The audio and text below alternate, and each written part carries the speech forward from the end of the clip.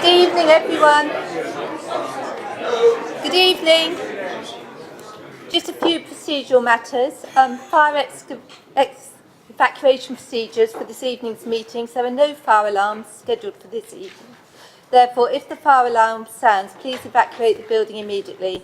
The fire exits are located at the rear of this room. Go down the stairs and meet in the War Memorial Park. Webcasts of the meetings. Please note that this meeting is being webcast live on the internet. Mobile phones, can everybody please switch their mobile phones to silent or turn them off? And can I remind all councillors to please sign in with their cards? Thank you.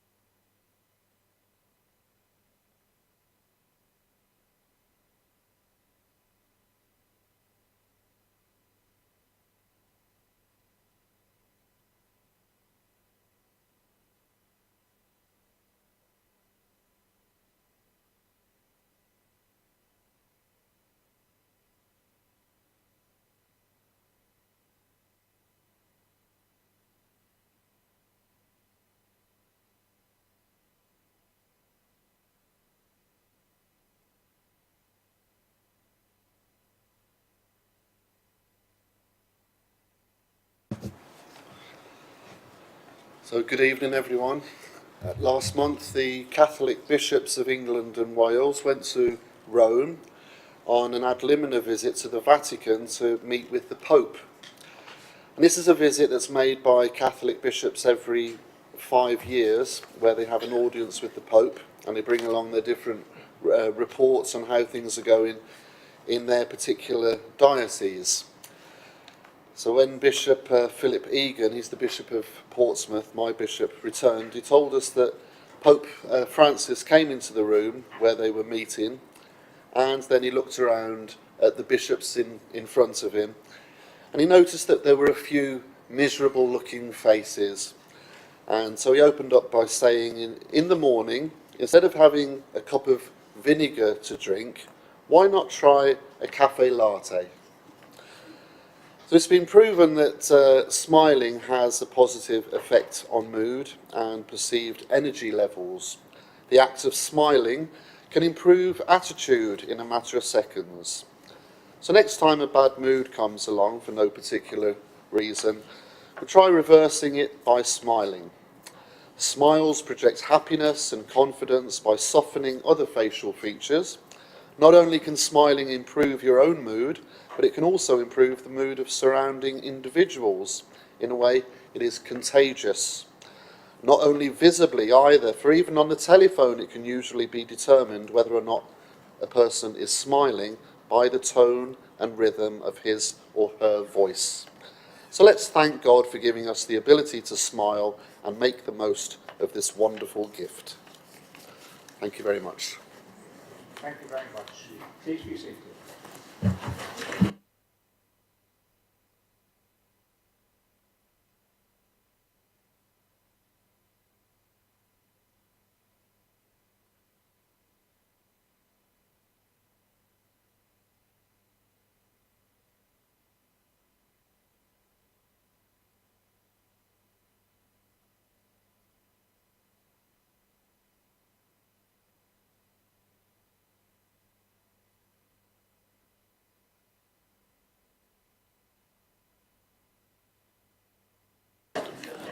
Try to get him in. Yeah, so it's coming up on screen.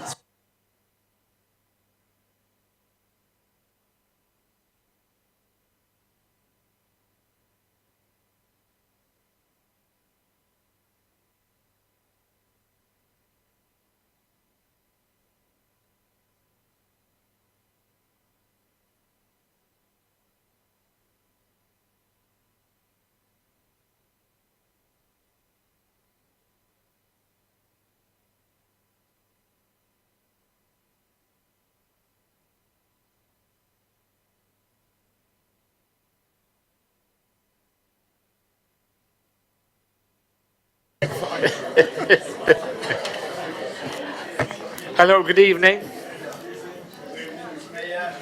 Good evening. Can I, first of all, have apologies? Councillor Simon? Found? Thank you very much, Mr Mayor. Apologies from Councillor Gardner, Councillor Court and Councillor Rattigan. Thank you. Councillor Harvey? Thank you, Mr Mayor. Councillor Freeman. Councillor? Freeman. Right. Thank you.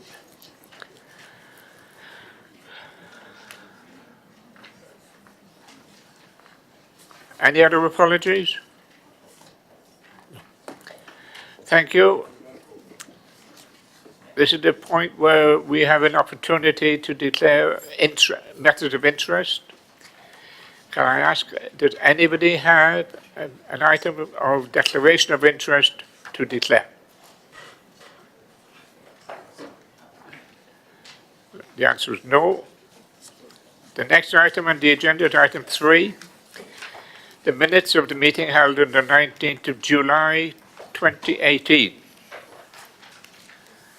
Now, this is a question of accuracy only. They agreed? Yep. I'll sign them now.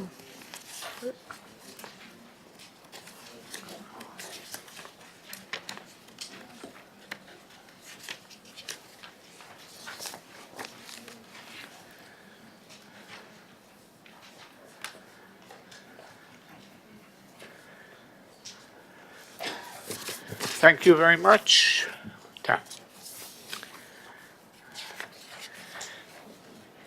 This next question is items for the announcements. I'll take mine first. We had our Mayor's charity concert on the 6th of October, and they're still counting up the money. So it should be a good result. I don't know.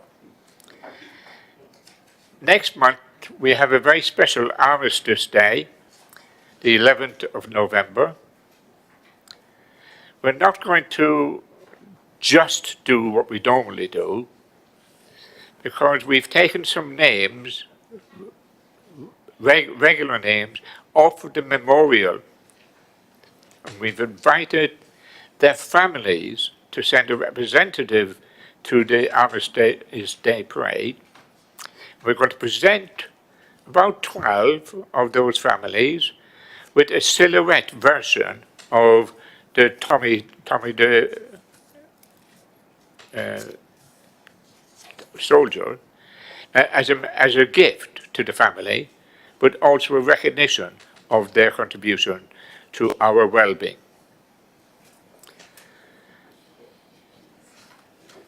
The other thing that I was very pleased to do earlier this month was to open the Peace Garden, which again is a memorial to pay tribute to the people who died in the war. So it was a very nice event. The garden is just outside this bit of the building, and it's next door to the aviary. If you go and see it, you'll appreciate that a lot of time and effort has gone into it. And it also contains 10 descriptions of what children have said peace means to them. We can all learn from that. Other than that, I'll head to the Chief Executive. Thank you, Mr Mayor. I have one announcement this evening.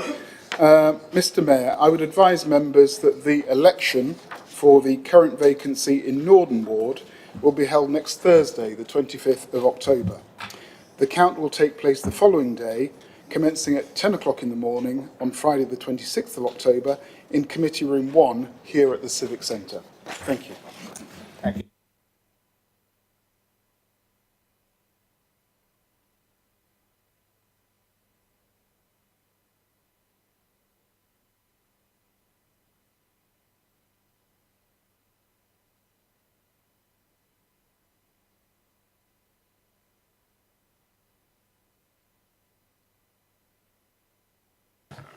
Sorry, say again?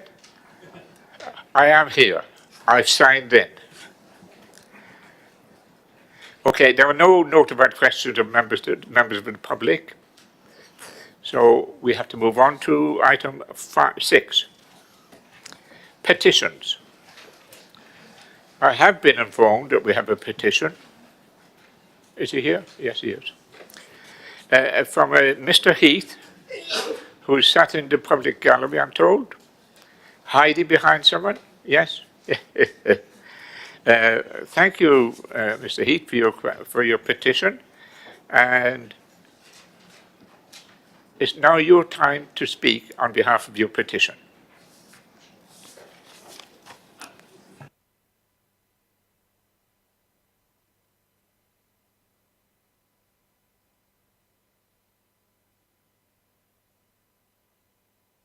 Yeah, okay. There we go. Thank you, Mr. Mayor. And shall I say, I shall try and do this, given what the priest has just said, with the biggest smile on my face I possibly can.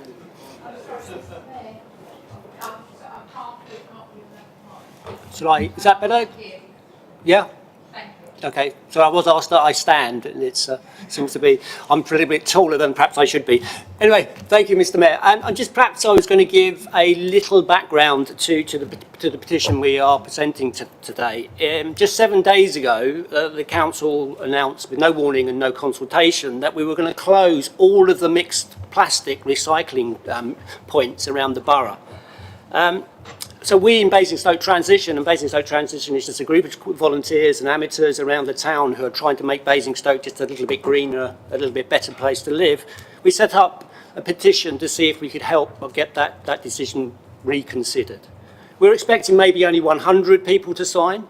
Up to 5 o'clock this evening, in just 6 days, 750 people had signed the petition to try and not only to keep the recycling bins open, but also to do something about the appalling recycling rate that we have in Basingstoke. So the petition actually says it calls on Councillor Haley Eachers to immediately reinstate the recycling points and develop an action plan to increase recycling in our borough. Now, we think this closure is a massive step backwards, but that's not the real issue. I mean, the real issue is that there are of the 318 councils in the UK that collect rubbish and waste, we are the 302nd worst at recycling. Just 26% of the recycling in our borough is recycled.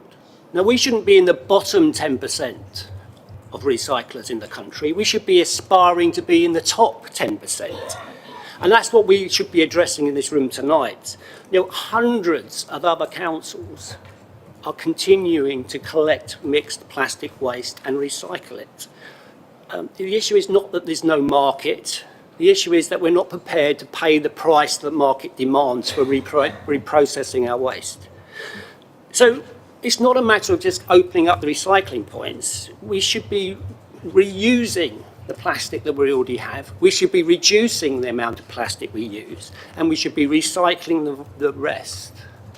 The very last thing we should be doing as a council is throwing perfectly good recyclable plastic into an incinerator. And this week, if many of you may recall, the IPCC announced its report that said we have just got 12 years to change our habits before we make this planet almost inhabitable. Just 12 years. And they said one of the things we must stop doing is burning stuff. So in that very week, the IPCC comes out with its report. What do we do in Basingstoke? We decide to burn more stuff. It is the real issue is we should be aspiring to doubling our recycling rate. We should be halving the amount of waste that we create. That's what other boroughs are already doing. So this is not the time to stop recycling.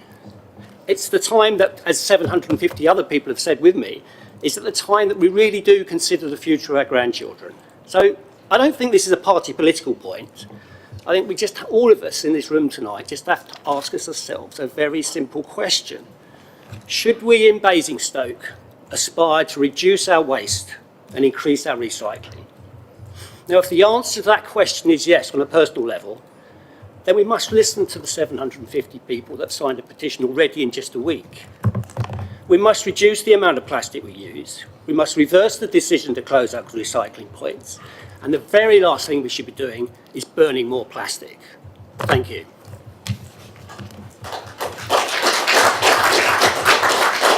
Thank you. It's okay. He has handed it in. Sorry, he's got some. Thank you very much.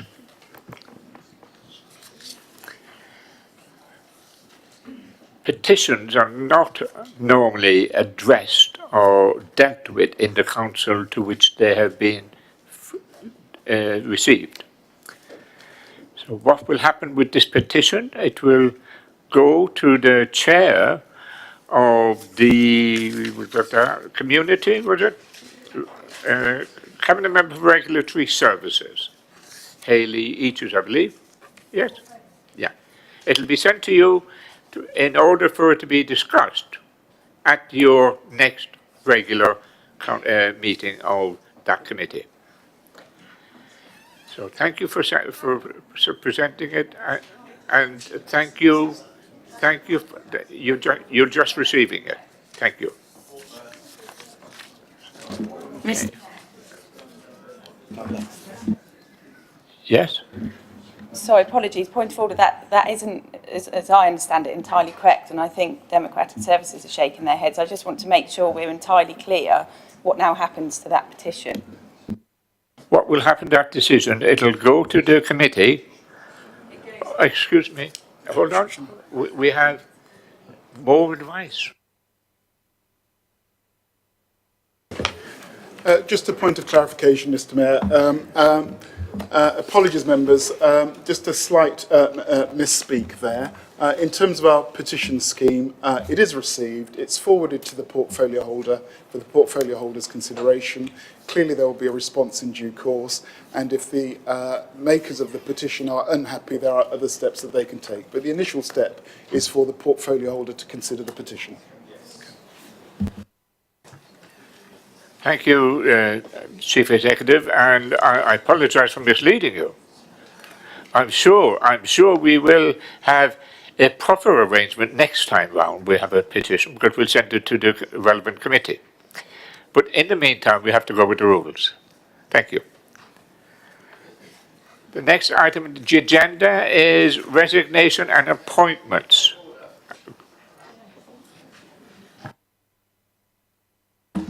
Thank you, Mr. Mayor. The issue of recycling was actually discussed at CEP on September the 26th, and we're expecting a report this year on that issue. So maybe it is appropriate that it does come back to CEP. Well, as far as the rules are concerned, we'll stay with the rules at the moment. And whatever the cabinet member says, the cabinet member will then determine and presumably notify the CEP.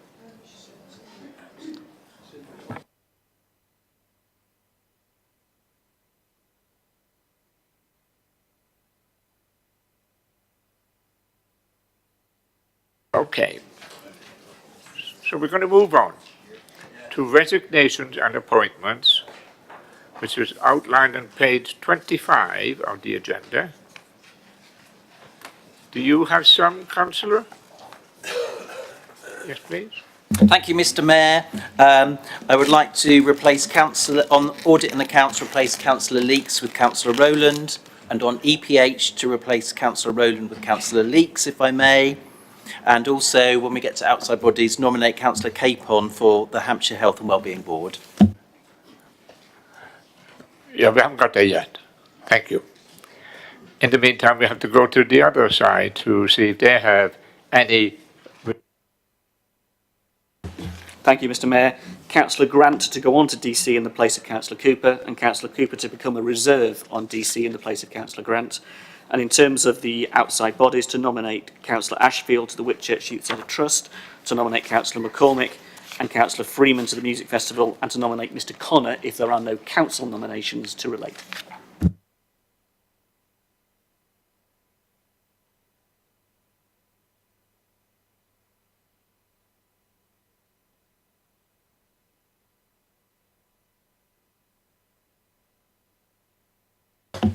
So mine were to replace, on audit and accounts, to replace Councillor Leeks with Councillor Rowland, and on EPH to replace Councillor Rowland with Councillor Leeks. Thank you. We got that? Yep. Outside bodies, yes. Okay, no dissent from that? No? Okay. For the avoidance of doubt, do you want to confirm that you've received Councillor Downs' nomination for Councillor Capon, because you said he was too early before? Councillor Bound, I formally recognise that you have now suggested that Councillor Capon should be acknowledged and will be on the Hampshire Health and Wellbeing Board. Now, the thing that people need to realise here is that is an outside body to which we nominate, along with other local authorities in the relevant area, and therefore our step is one step removed from formally confirming. Is that clear? Yes. Thank you. Is that agreed? Is that agreed? Agreed. Thank you. Recommendation is now carried. No update as set out in the agenda for the outside bodies. Do we have anything that we want to say about them? No, we finished. Item 8 is the adoption of the Kingsclear Neighbourhood Development Plan, as outlined on page 27 of the agenda. And I call upon Councillor Mark Ruffin. Mr Mayor, I'd like to propose both of the recommendations that are set out on the order paper. Firstly, that we as a council make the Kingsclear Neighbourhood Development Plan, and secondly, we congratulate the local community and the Neighbourhood Planning Group on their work to develop the plan. The important thing for us all to remember is this is now the 9th neighbourhood plan that will be made tonight. So that is good news for our borough and good news for our residents. And I hope that it will give them some degree of protection when they consider future planning applications. In relation to Kingsclear, as part of the congratulations that I encourage all of us to send their direction, they have taken 5 years to make this neighbourhood plan, but it paid off because when the referendum took place, there was a 33.46% turnout and 85% of the population voted in favour, which is very good. And I would like to congratulate Sue Adams, the chairman of the Kingsclear Neighbourhood Plan Group, and say on your behalf, well done to her. And secondly, to congratulate the chairman of the Kingsclear Parish Council, John Sawyer, and say to him, well done as well, for coordinating the plan and getting it to this point. The local plan required Kingsclear to find sites for 50 new homes, and the neighbourhood plan looks at ways of achieving that. What to me was of interest in particular was the neighbourhood plan found as important the green infrastructure and open spaces within the village itself and within the built up area of the village, and they even called it local green spaces. I suspect why I found that of interest is because I've been working recently on the review of the green infrastructure strategy, which I know, Mr Mayor, you've taken a keen interest in because it encompasses the parks and open spaces motion that you proposed, which made its way to this full council and other meetings on a number of occasions, but didn't actually finally cross the finishing line. But I have great news, which, Mr Mayor, you may be aware of, that at the forthcoming Cabinet meeting, and I'm hoping it's the next Cabinet meeting, and I think it probably is, the review of the green infrastructure strategy encompassing that parks and open spaces motion will be coming to Cabinet. And so can I urge you, in your busy schedule, and others who were concerned at that stage and supported your motion, to come to Cabinet and to be sure that what the strategy says does encompass what they want to achieve, because I don't want to come to this point and stand here at the next full council and have to withdraw the strategy because others raise points that haven't been considered.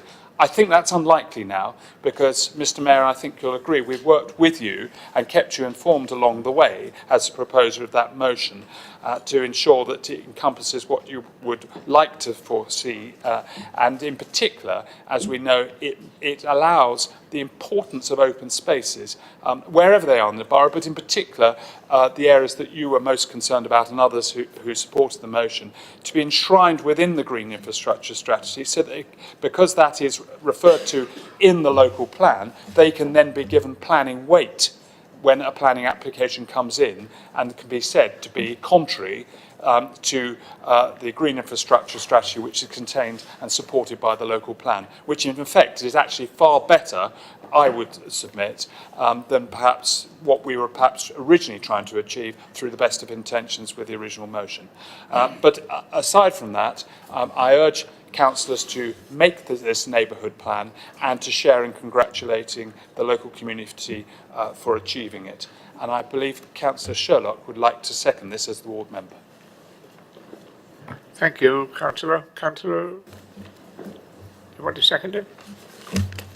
Thank you, Mr Mayor.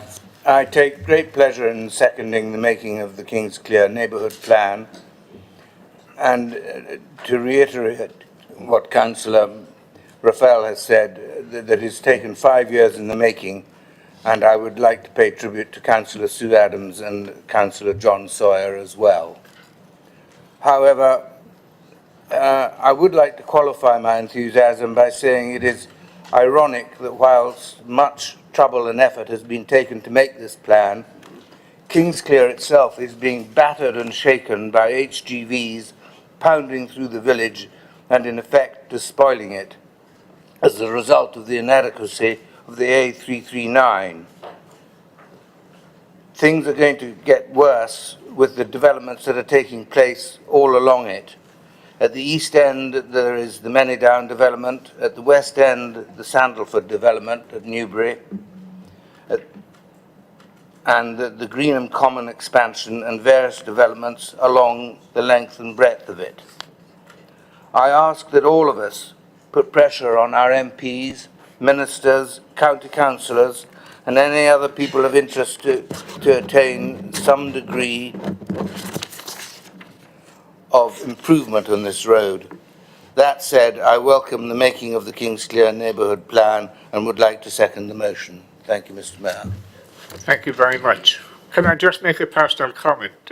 Because you mentioned my involvement in the original motion. That's taken the best part of 6 years to get to where we're getting to see the cabinet soon. And I haven't got another 6 years. So I will be at the next cabinet no matter what. Thank you. Thank you, Councillor. Councillor? Thanks, Mr Mayor. Just want to make one comment before this is made, this neighbourhood plan is made, which it surely must be. I'd like to refer members to an item in the plan that's been superseded. The Kingsclere medical practice, which has been identified as a service highly valued by residents, has now been merged with the Overton and Oakley surgery to be known as a Watership Down practice.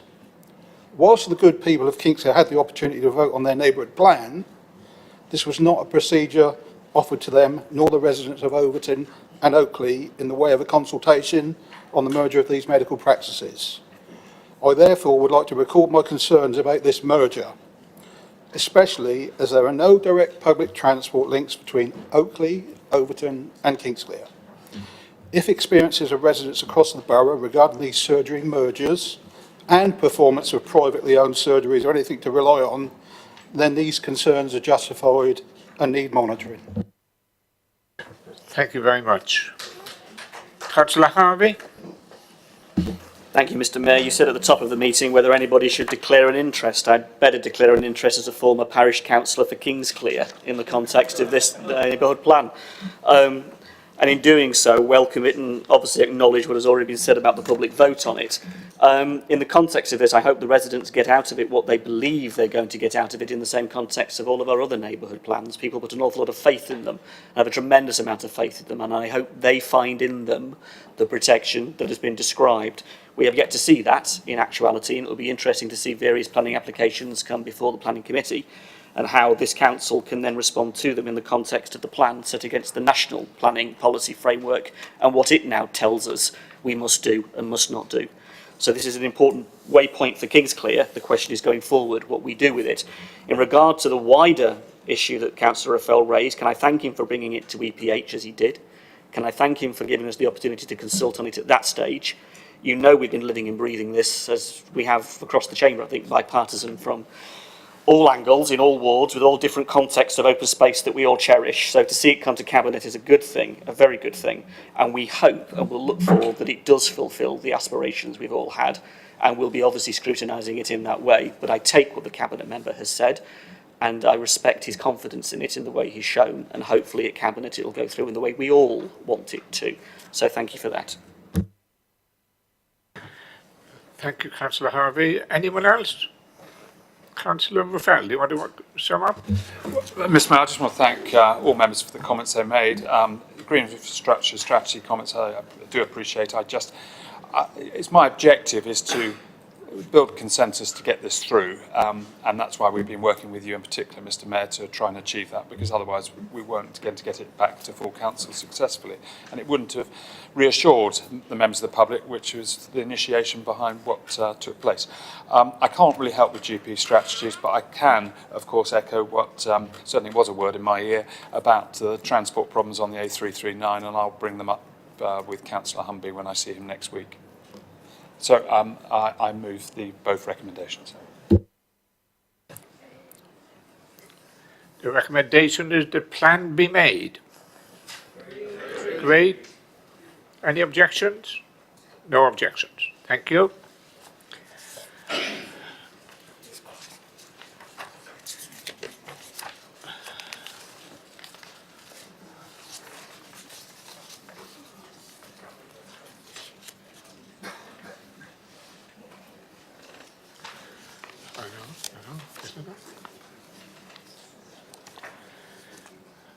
Now we got an unusual item this time.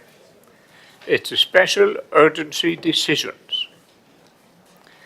In accordance with paragraph 17.2 of the Access to Information Rules, the leader of the council is required to provide quarterly reports where the urgency provisions, special urgency provisions, are exercised.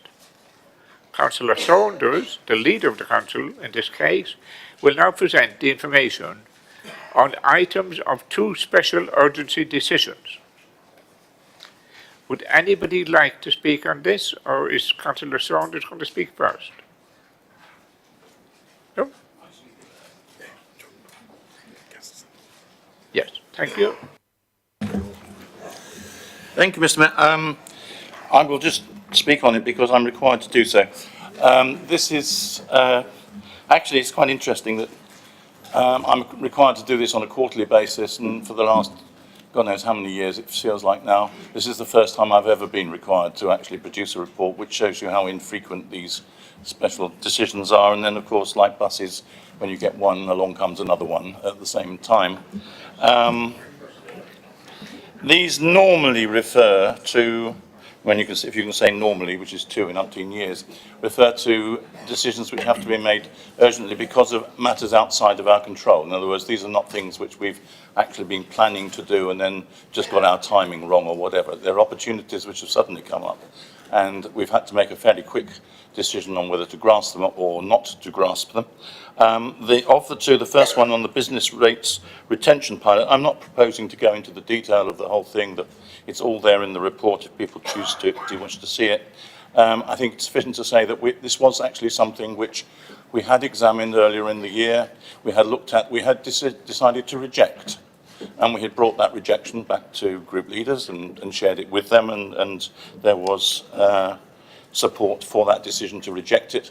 And it was largely as a result of our rejection of the proposal that all the other councils within Hampshire went away and reconsidered their options and returned with a new proposal which was much more advantageous to the borough and removed a lot of the risks and uncertainties about which we were concerned, to such an extent that we felt ourselves able to accept the proposal to share in a pilot retention scheme, which could have the benefit of adding another 1.2 million approximately to our income for the succeeding year. On that basis, we felt it necessary or advisable to participate, and therefore decided so to do. But because of the time that government was requiring a submission, we had very few days in which to do it, hence the emergency procedure. The second one was a question of signing a long-term contract with Civica for the purchase of various parts of software and software support, particularly to enable us to make improvements in the benefits sector, but actually in general terms upon our use of digital technology across the piece. This will again have a significant saving for us as opposed to if we had decided to buy these on an ad hoc basis as we went forward. And it was, as you might choose to put it, too good to turn down. Hence the need for those two decisions. They were both referred to the Chair of Scrutiny, who agreed with the conclusion that they were sensible decisions to be made in urgency, and hence they find themselves on the report. And this report, Mr. Mayor, is just for noting no decision is required at this stage. Thank you, Councillor. Did anybody want to say anything? Councillor James. Councillor James first. Thank you, Mayor. I rise, it's clearly for information. I can't vote against it, I can't oppose it, I can't comment on it, I can't ask questions on it, and that's part of the problem. Indeed, in terms of the localisation of business rates, it's something that I think Councillor Sanders is aware that I'd love it to have gone through pre-scrutiny. I appreciate, unfortunately, as a local authority, we have to deal with the paralysis of Westminster and the incompetence of the Conservative government, and are forced to make decisions very, very quickly because they can't plan anything ahead because they don't know what they're doing, frankly.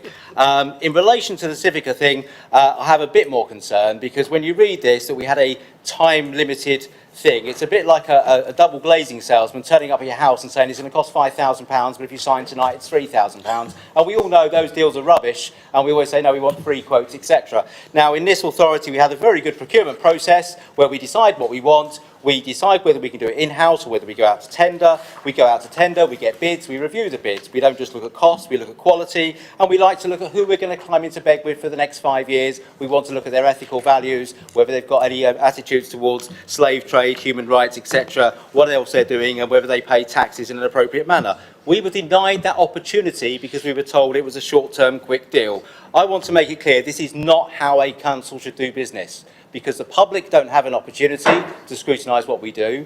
I appreciate and I have every confidence in the Chair of Scrutiny. I have a huge amount of respect for him, and if it was disastrous, I'm sure he would have flagged it up. But I do think we need the wisdom of 60 councillors when we make decisions, and our pre-scrutiny process that this council has adopted is the way we do that. I'm glad it's the only time it's happened. I don't expect to see it again, because when we have an opportunity to go through the proper process, the proper channels of a proper pre-decision scrutiny, allow the public to see how that decision is made, that is the right way to do governance. Having two people in a room over a phone call, quick decisions, is not the way to conduct business. So I just wanted to express my displeasure at the way this was done.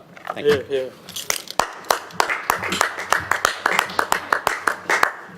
Thank you, Councillor. Councillor Harvey.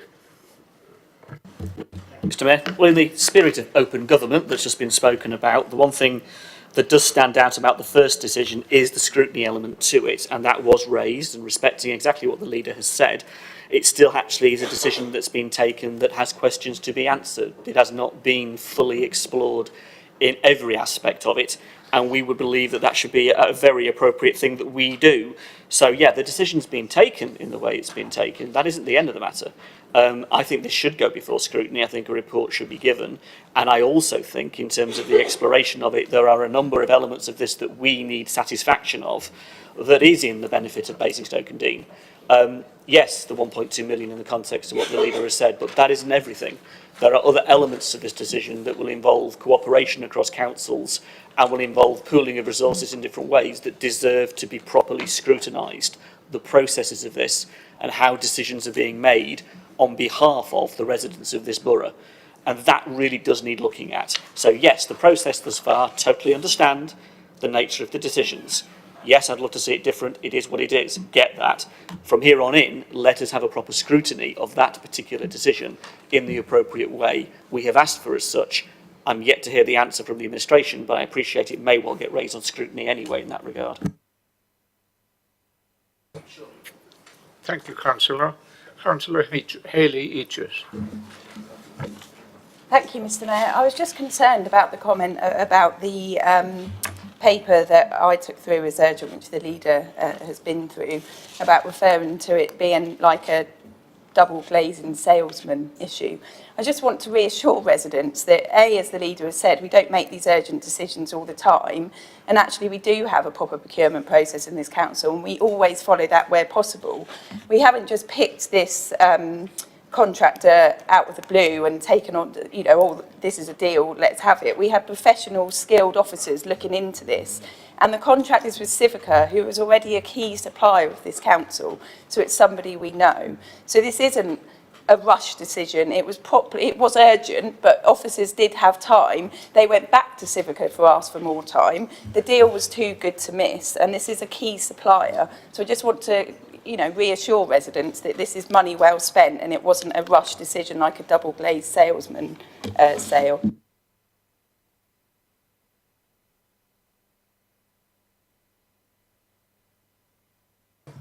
Excuse me, Councillor Eaches, have you finished? Thank you.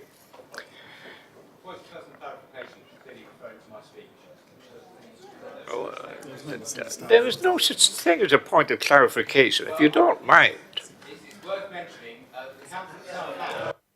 Mr Mayor, South Hams Council entered into a negotiation agreement with Civica Enterprise. It turned out to be a disaster. Their benefits were fundamentally flawed. A report was put before their scrutiny committee stating the lesson we've learned is procurement needs to be done properly and not in the way it has been at South Hams. We could be having the same problem. It's online, it's Googled. I haven't got a group assistant. I found it all by myself. I think you should look at it. Councillor Potter, would you like to contribute, please? Excuse me, we'll have one councillor, please. Sorry, Mr Mayor. Thank you. Just as Chair's scrutiny, I ought to say, I think, and obviously Councillor James's comments in regard to the digital transformation programme are something that we need to look at in due course, I think. But in regard to the business rates retention scheme, I was assured, and I have this in writing, that this will be a matter for regular reports to the scrutiny committee as the pilot scheme develops. And I think all of us have said that what is now before us and we're approving is an improvement on what was originally being discussed within the local authorities that are covered by this. So I have to take full responsibility for that. The comparisons with double glazing are interesting ones, certainly, but I'm sure this council will go about its scheme in this regard in a much more professional way. But we will monitor this, obviously, and scrutinise this within the scrutiny committee as is required. I have the assurances, obviously, of officers in that regard, and that was why I agreed to this under the urgency provisions. Thank you, Mr Mayor. Thank you, Councillor. Are you giving the council members an assurance that the scrutiny will deal with the issue? Yes, if it's required. I say it's already been given to me in writing, and obviously in regard to the programme of scrutiny, it's contained within that. So yes is the answer. Thank you very much. Okay, we're going to move on. Okay. Shall we note the report? Agreed? Thank you.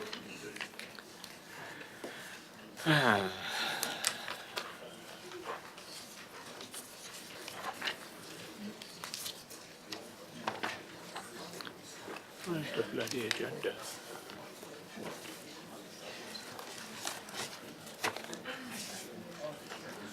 Where's the agenda?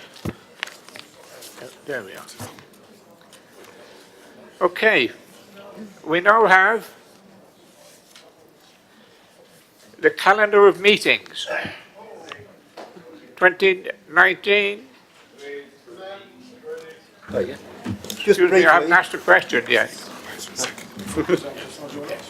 Wait, just a moment, just a moment, please. Just a moment, please. Okay. Councillor Regan, have you got your large version?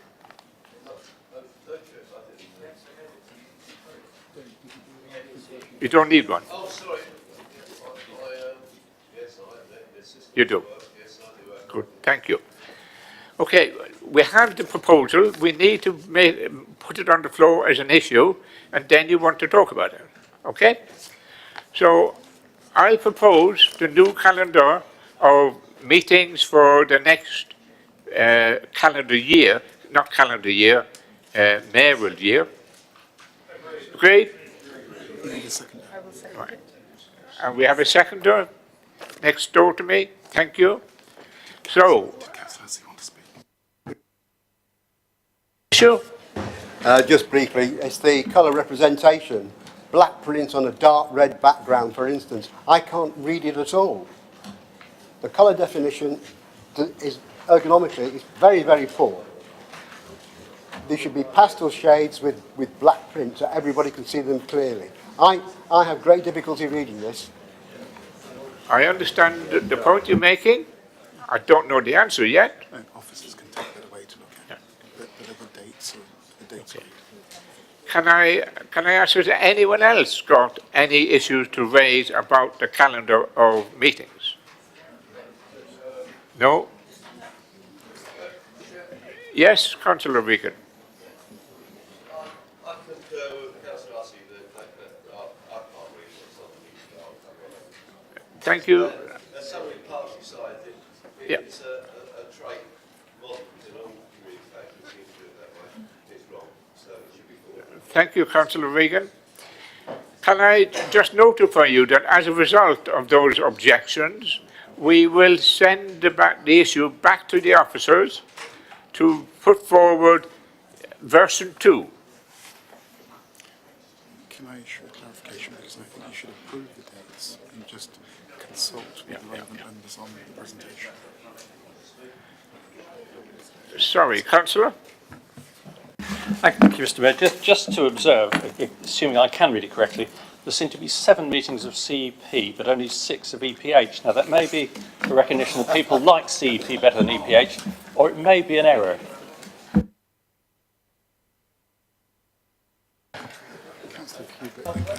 Hi, just as a piece of advice, I mean, if you can't read in the blocks, it's very easy to read down the bottom, AA is red, and then you look for the red. So I have to say I'm not going to criticise the officers. It's extremely easy to understand. It's colour coordinated. I mean, the only problem is if you're colourblind. Councillor Sanders. Councillor Saunders. Councillor Saunders. Mr. Mayor, I think there may be an error on the sheet, because I remember this point has been raised in discussion before it came to council. There is a date in for a provisional date for a development control meeting before the selection committee meeting. You can't have a meeting of the development control committee because you won't have a committee to meet. Because all councillors, following an all-out election, cease to be councillors on 4 days after that election and will not be put in place on a committee properly constituted until the selection meeting. And therefore that date should be removed. We did ask for it to be removed earlier on, and I'm sure it was just a small oversight. We'll remove it then. Yeah? Done. Thank you. Absolutely. Can I just say, those that spoke after the people who objected, you were making general comments and you weren't making references to a reported objection. So we still have to refer them paper via the officers to consider the objections and look at the colours. But it's noted that having already amended the actual dates and times of meetings, there are now, as far as I know, no objection to the dates. Yes. Is that correct? Agreed. Can we agree the dates? Agreed. Thank you very much. So we record that the dates were accepted, but the listing as specified on this will be improved. Okay? Mr Mayor, if I can assist members, it may be that I will ask officers to reformat the calendar in terms of some choices of presentation and to engage with councillors Regan, Hussey and any others that wish to be engaged so that we can work it through before it's circulated to members. Okay, thank you very much. We're now moving on.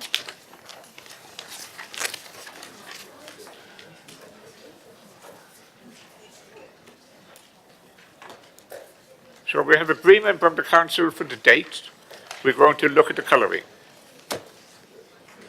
So, we now have a motion. The motion, page 4. I've lost my bloody sheets. I've lost my sheets. The motion is on grounds maintenance,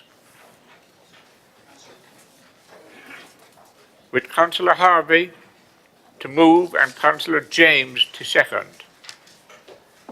You have 5 minutes. Thank you, Councillor Harvey. Thank you, Mr Mayor. Basingstoke is growing. We are all seeing more houses built year on year, and the adopted built area that our grounds maintenance and street care teams are covering is growing year on year. The problem is that the teams are not growing proportionate to the demands that are being placed on them. Now, we value our staff and they do a great job, but we do have to invest in them if we want them to deliver the standards that our residents expect. Make no mistake, this motion is no criticism of our staff, quite the opposite. We want to see investment in our staff. It's easy to say that technology has solved the problem, that a new machine will fix it all, and that they are more efficient. The teams have had to be more efficient. They've had to make budget efficiencies, nearly £250,000 in cuts in the last 2 years identified for this service unit. The reality we see across the town is that the areas are neglected and that the standard has dropped and that our teams are stretched. The choice we have as councillors is to recognise this and to support the grounds maintenance and street care teams with increased resources, which means more people. While commuted sums have been pumped into the budget in the last few years, we have not seen a commensurate increase in staff. The commuted sums are in reality covering up the £250,000 in cuts expected. They were meant to cover the newly adopted areas. They were not meant to be a budget fix. They do not make up for the cuts. The people are being asked, the same people of our officers are being asked to do more across a wider area. In fact, in this last year, we've actually seen a cut in staff despite the commuted sums being allocated. Climate change also has an impact because the growing season has changed. The number of cuts we do can't keep up with the environment. The way we clean our streets misses the cycle of leaves and weeds because the coordination is a problem. Weeds are now only sprayed twice a year and the county have reduced their spraying down to just once a year. The green environment, which we all want to be kept to a standard that makes our residents proud of where they live, is an important issue. The 119 staff we have, mind you, is deceptive anyway, because it includes 9 managers. So the reality is we have 110 FTEs equivalent on the ground. There is a staff calculation also for non-productive time, i.e. 5 weeks on holiday, 2 weeks on sickness on average, a week's training, and that's roughly 20% of the staff allocated that's factored into that FTE figure. So that's 119 minus the managers and minus the 20% actually only gives us 88 FTEs equivalent on the ground. Take off 2 FTEs specifically and solely for Basingview, also 3 dedicated for bulky waste collections of both clinical and household waste, and we've got 83 FTEs equivalent left. And also in that sense as well, they have to clear up after travellers, they have to clear up after fly tipping, they have any special circumstance that might come along, the snow and the floods we've all experienced where our staff have been called upon.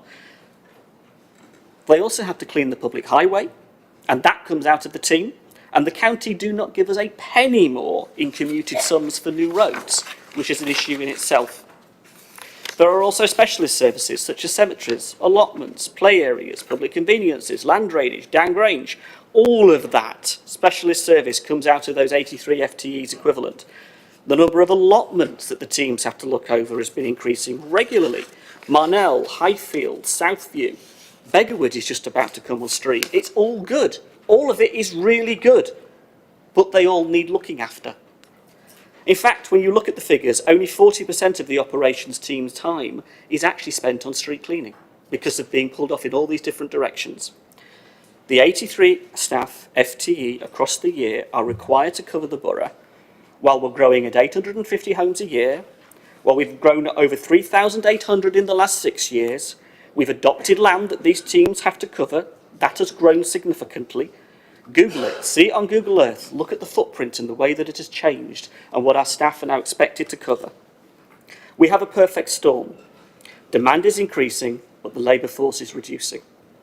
Not all, but some parishes also get borough funding for litter. That's roughly 90k that comes out the budget for rural parishes. An example is Tadley, it gets 15k. But that doesn't mean that all of the parish is cleaned for that. It doesn't mean that the rural areas still don't call upon those teams. Of course they do, just like the urban areas. The point of this is very straightforward and very simple. Our residents deserve a better standard than they're getting. It's not our workforce's fault, not at all. They're doing what they can with the resources they have, and we support them 100%. But when they rush around an area box-cutting hedges, when they are unable to tackle the adequate overgrowth because they just don't have the time because they're running to keep up, it's a lack of investment we see. We do need more staff to do the job. It is that simple. Our residents deserve a better standard than they're getting, and that is why this motion, as its simplest, is calling for more staff on the ground to do the job we expect to give our residents the best service. Give us the resources through the budget. Let's invest in this area of work. Let's have more staff, and let's make this an area to be proud of. Thank you, Councillor. Councillor Laura James, you want to speak now or later? Now, Mr. Mayor. Thank you. Mr. Mayor, this motion is not about the performance of our hard-working staff in grounds maintenance and street care, but is about the reducing number of staff employed by the council in this specialist area of work. Despite the fact that the council has approved the building of 850 homes a year and absorbed new areas in the built environment by adopting related landscape areas and roads, the workforce has not seen this increase pro rata. In addition, they have taken on responsibility for areas such as Basing View. 2 staff now have sole responsibility for Basing View. Together, more roads are now being required to be swept. All public highways are swept by those members of staff. We are building and producing more allotments, and they're now being managed by that team. Despite all of this number of staff, they have not increased the whole number of staff over 6 years, which is a disgrace. But we are told that they're working better. We're meeting with the managers this week. I'm told that there's more efficiency. They're working better. We have machines, and they're able to compensate for the increased workload. And I'm sure that this would be refuted if you actually ask the residents who see shrub beds overgrown, full of saplings, brambles, together with more litter about the place.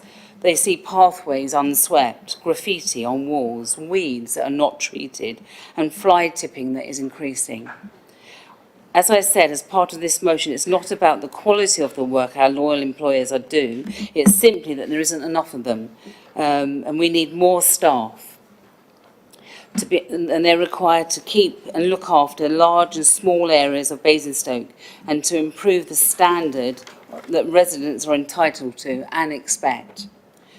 What our communities are experiencing are cuts in money allocated to this work, together with a misuse of community sums of money provided by developers, which is to be used to subsidise a council's allocated budget. This is another example of efficiency savings demanded by those that manage the budgets of the council. However, there is nothing efficient about the end result, which shows that poorer standards of care in this area of work for the residents of the Basingstoke and Deane. We need more investment in staff to cover the additional work.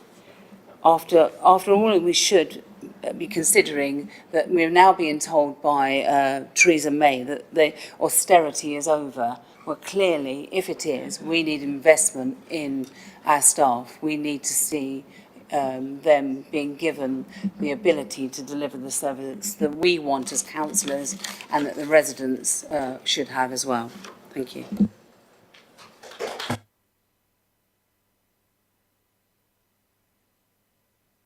Councillor Eatrice.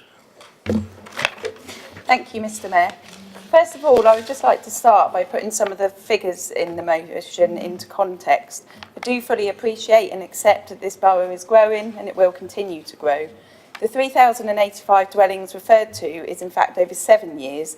The figure over 6 years is 2,977. We need to understand that 1,023 of those are as a result of conversions or sub-conversions. And then we can ignore that some of them will be made up of flats, which we don't manage, and some are then private estates that we don't have a role in. First of all, our operations team must be praised. The reality is they are doing more, but they are doing it much more efficiently, and that is a fact. We had a much more modern approach to how we deliver services. The team received lots of positive feedback in terms of quality of the service. I see some of the comments, and they are really positive. The number of complaints are low. There were 6 in 2017-18 regarding street cleansing and 22 regarding grounds maintenance. And those complaints are dealt with very efficiently by the team, and I'm aware of that. In regards to money, we are actually drawing down on the commuted sums that we receive for the areas we adopt. We are investing better, and SIP for benchmarking shows that this council has one of the highest spends on street cleansing and grounds maintenance in comparison with other similar local authorities. This council has a duty to ensure that relevant land in its area is, so far as practical, kept clear of litter and refuge, and we do that. This includes cleaning responsibilities for adopted highways, but not private land. We are taking an integrated approach, including education, enforcement and street cleaning operations to achieve high-quality public spaces that are enjoyed by local communities at an affordable cost. As I've already said, we are operating more efficiently. We have invested heavily in these services over recent years, including significant improvements to the facilities at Wade Road Depot, a new fleet of ride-on mowers, and further planned improvements, including a new vehicle washdown area in Wade Road and nearly £2 million in replacement vehicles over the next 5 years. The new mechanical equipment is more reliable, and we have therefore been able to operate efficiently because of this. Across the council, action has been taken to reduce the incidence of sickness, including greater support for staff and various wellbeing initiatives. And again, this is a consequence, and as a consequence of this, productivity has increased. Positive and proactive action is taken to prevent litter from being dropped in the first place, rather than spending more money and more time in resources cleaning it up. It is important that local communities are effectively engaged and that we encourage a sense of care and respect for our local environment and pride in the place we live and work. This includes ensuring an appropriate number of litter bins are provided in strategic locations, supporting various voluntary groups with litter picking initiatives and carrying out targeted enforcement of litter controls. I therefore don't accept that we're not investing enough in this area. We absolutely are. And Basingstoke has very well managed green spaces. You just need to look around for yourself. Thank you, Councillor. Councillor Parker. Thank you, Mr. Mayor. Oh, sorry, I beg your pardon. I do beg your pardon. I'm getting old. Councillor Parker. Thank you, Mr. Mayor. Nearly started to do that without opening my mouth. I will support the motion this evening. There's no doubt with an increasing population, increased number of visitors to our town, our parks and our leisure features, and staff numbers have not increased, then in all probability service standards suffer. Fact of life, fact of business. But tonight I must take the opportunity personally to thank our staff who daily, week on, in all weathers, attend to our streets, our parks, open spaces, sports facilities in good order. Despite increasing demands, our staff continue to do a good job.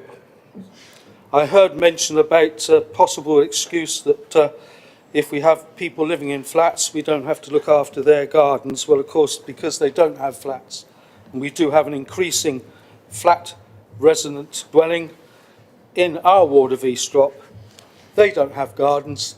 That in turn puts pressure on our parks and our open spaces, and they have to be attended to by our staff. I'd also, Mr. Mayor, like to take the opportunity to ask the Cabinet member to ensure that not only she addresses staffing numbers, but also would make certain that our staff do have the appropriate fit-for-purpose equipment and machinery to do the job.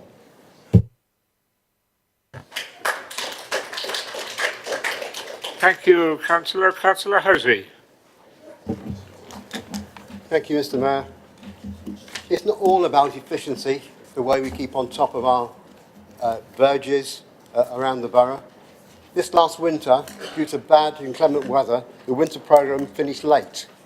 The first cuts of the grass started several weeks after the planned date.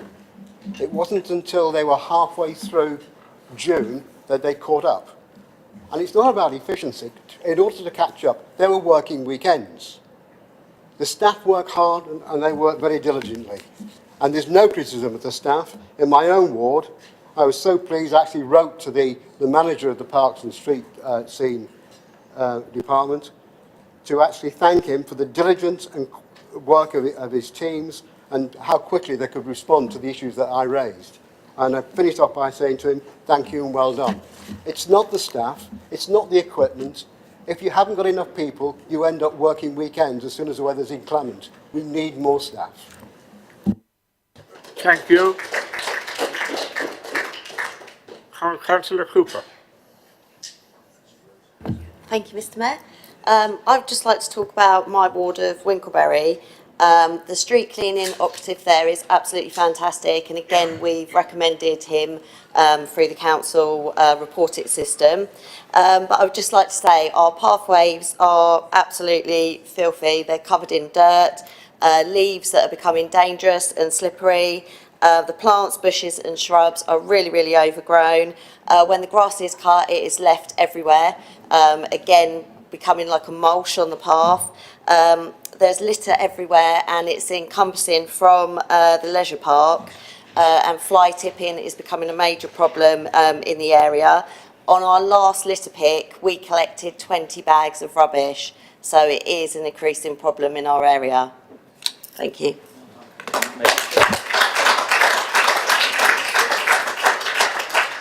Thank you, Councillor. I believe that was a maiden speech. Well done.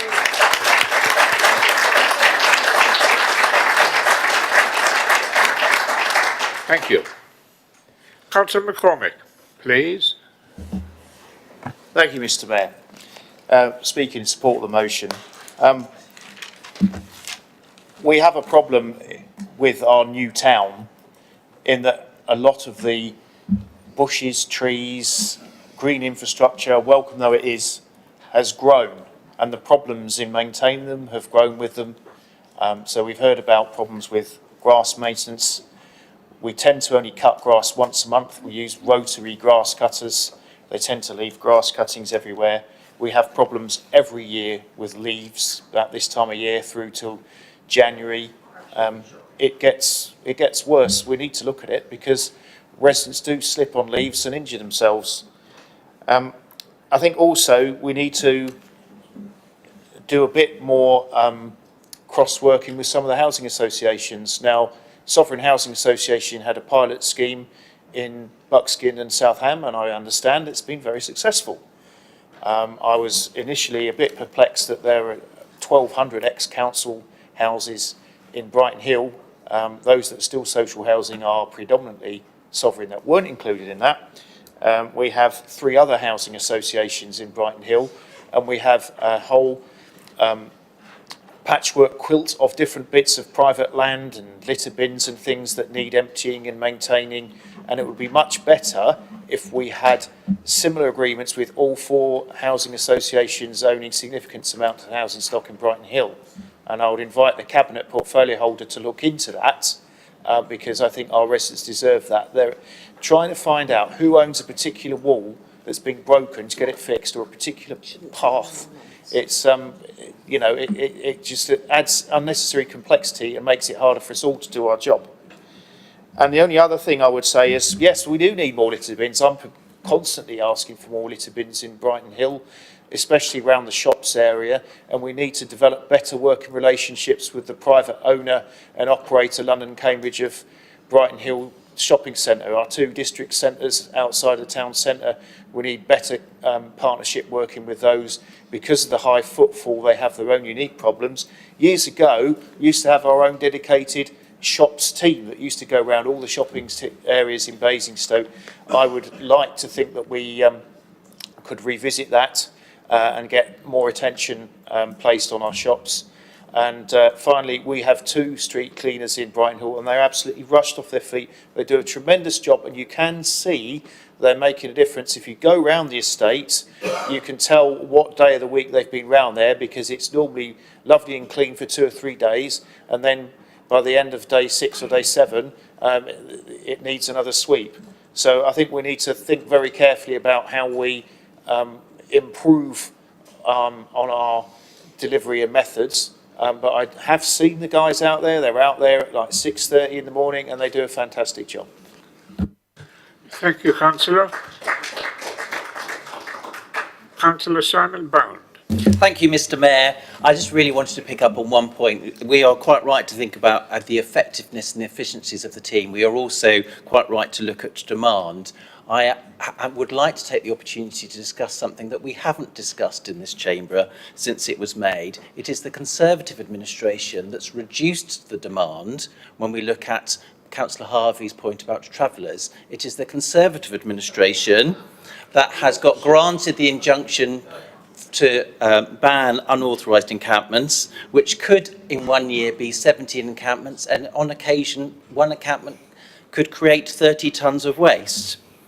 I can also assure my colleagues opposite that whenever we talk about the pilot and buckskin, both myself and all of our cabinet members and the portfolio holder are also talking to other housing associations about rolling that pilot out, because yes, it has indeed been very successful. I would just finish my comments, Mr. Mayor, finish with something that a resident who isn't in my ward came and told me specifically and went out of their way to say to me, which is, our operatives should be very, very highly praised, because this borough has never looked so good.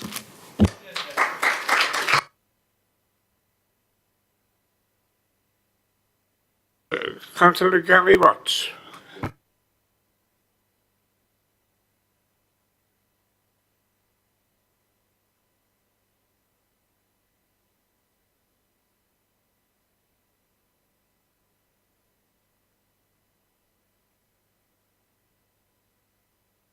Oh, there we go. Do you want me to start again? Yes, please. Oh, Yes, please. thank you, Mr. Mayor. I support this motion, and I'm sure the residents of Southam support this motion. So you couple this real terms, a cut in ground maintenance and street care, with the cuts from Hampshire County Council, as already explained from our comrades behind, in weeding, hedge cutting, and the charges that Hampshire County Council have introduced on Wade Road is all having an impact on our communities. And we can see that in Southam, and you can see that by our emails and the phone calls we get. So I was amused to hear from Councillor Ishas that they only had 6 complaints in 2016. I knew this was coming up, so I actually looked at the emails this week to see how many complaints myself and Councillor Regan have put in this year about overgrown vegetation and that street care infrastructure. We've actually put in 12 complaints to officers. And I must admit, I echo everybody else. When we do put those complaints in, officers act on that, and it's a fantastic response.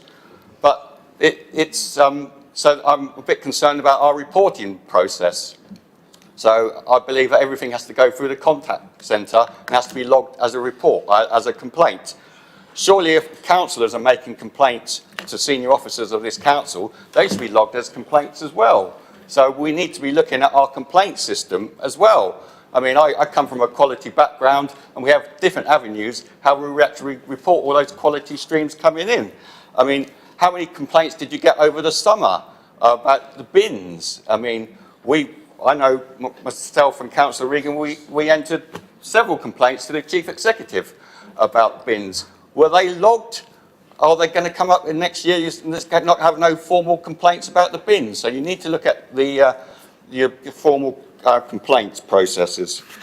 So yeah, Southam residents would like to see extra increases in money on street care and all the lovely things that go, because you just walk around the area and you see. So when I hear the Conservatives saying, oh, there isn't really an issue, I mean, you need to get out more. I know you don't have to knock on doors to get elected, but we're not so lucky as you.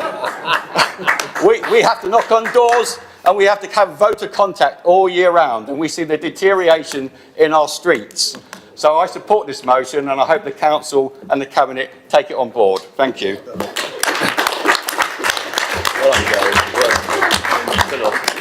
Thank you, Councillor Watts. Councillor Potter. Thank you, Mr. Mayor. My apologies to you first for not hearing you properly, and my apologies to Councillor Parker for jumping in. I endorse what Councillor Parker said and others, really. I'm speaking in support of this motion. I think all of us can get bogged down probably with some facts and figures relating to this, and like Councillor Watts, I think the reality for Councillor Westbrook and myself within Popley East, and it applies to all the Popley councillors, by the way, is daily contact with the residents that we claim to represent, many of whom have spent their lifetime living in Popley, and they're quite rightly proud of the area in which they live. Talk to them directly about the changes they see in regards to the area in which they live, and ask them to tell you about what it was like years ago in terms of the built environment and the standard of care that they noticed and they experienced then. And they will tell you about the deterioration that's occurred over that time. They, like us, say nothing critical about the operatives that do the work. They simply say, like us, that they need more time to do it and they need more of them to be able to do that work. What I also pick up on as well is what Councillor Watts has said. We are advised, apparently, that all the best efforts that councillors like Councillor Westbrook and myself make to talk to residents directly. If they have an issue, then we take it up, we speak to officers, and I have to say generally those inquiries that we make, those complaints that we make are well responded to. None of those are recorded, we're told, and unless these go through the call centre, they are not featured. Now clearly advice to all councillors from here on in, if you want the complaints to be registered, you've got to go through the call centre and get that registered, and that applies to our own residents as well. Personally, I didn't understand that before, and I've been very content with the arrangement of either talking direct or emailing officers, had the response that we've been entitled to, I believe, on behalf of our residents.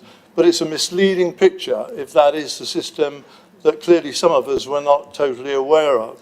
But in regard to Popley, simply it's a great place to live, of course it is, and it will continue to be that way, but it could be better, and we need to provide better resources for the people that look after the area in respect of ground maintenance and street care, and simply because of the growth of Basingstoke and the increased workload that our operatives have, there aren't enough of them to do the work that is required of them. It isn't rocket science, it isn't that complicated, and all the efficiencies that are quoted in regard to machinery and better methods of working make some adjustment, but they don't make the adjustment that's required to cover the increased area. It's as simple as that, and this council needs to commit more money to this particular budget.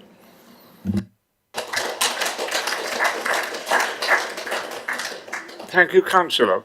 Now, we're running out of time, but I have three people who want to speak, but I can't have three people because unless the first two are going to make a comment. Colin Regan is the first person who's left, and the second person is Tony Jones, and the third person is Jane Frankham. I've got a minute left. Off you go. Gary said it all. Thank you, Mr. Mayor. I shall be quick. They did mention buckskin, so I thought I'd better get up and speak. Yes, we have a good turnout with the workers doing the work in Buckskin. Can't argue it. I've actually praised it at CEP, what they've done. But the estate itself is 50 years old. They cannot dig out the beds because they're overgrown. They haven't got the men to do it. So therefore, we're going through this cycle, chopping stuff back. It's growing up, it's woody, it's no good. I've even got residents saying if we can get someone to rotivate this bit of ground and put plants in, we will look after it. This is not happening. So it's not the workers' fault, it's us in the council, you in particular because you control the budget, not having the money there. We've got to recognise Basingstoke was a new town in '63. That's when the South End was first built. There's all the green spaces, all the bushes been put up there, haven't been replaced and dug up. If it was a farmland and you had a hedge you didn't want or overgrown you couldn't control, the farmer would dig it up. We don't do that here because we haven't got the expertise at the time when we should have had it. Now we've got the expertise, we haven't got the men to do it. Thank you. Oh, the other thing I would say, just a little bit disingenuous about Sovereign, Nigel Pearce, councillor with myself, we actually done that work to get people around the table so that our officers could talk to each other and get that going. Thank you. Thank you. I've got one more speaker, and so I'll just allow her to speak. Councillor Frankham. Thank you.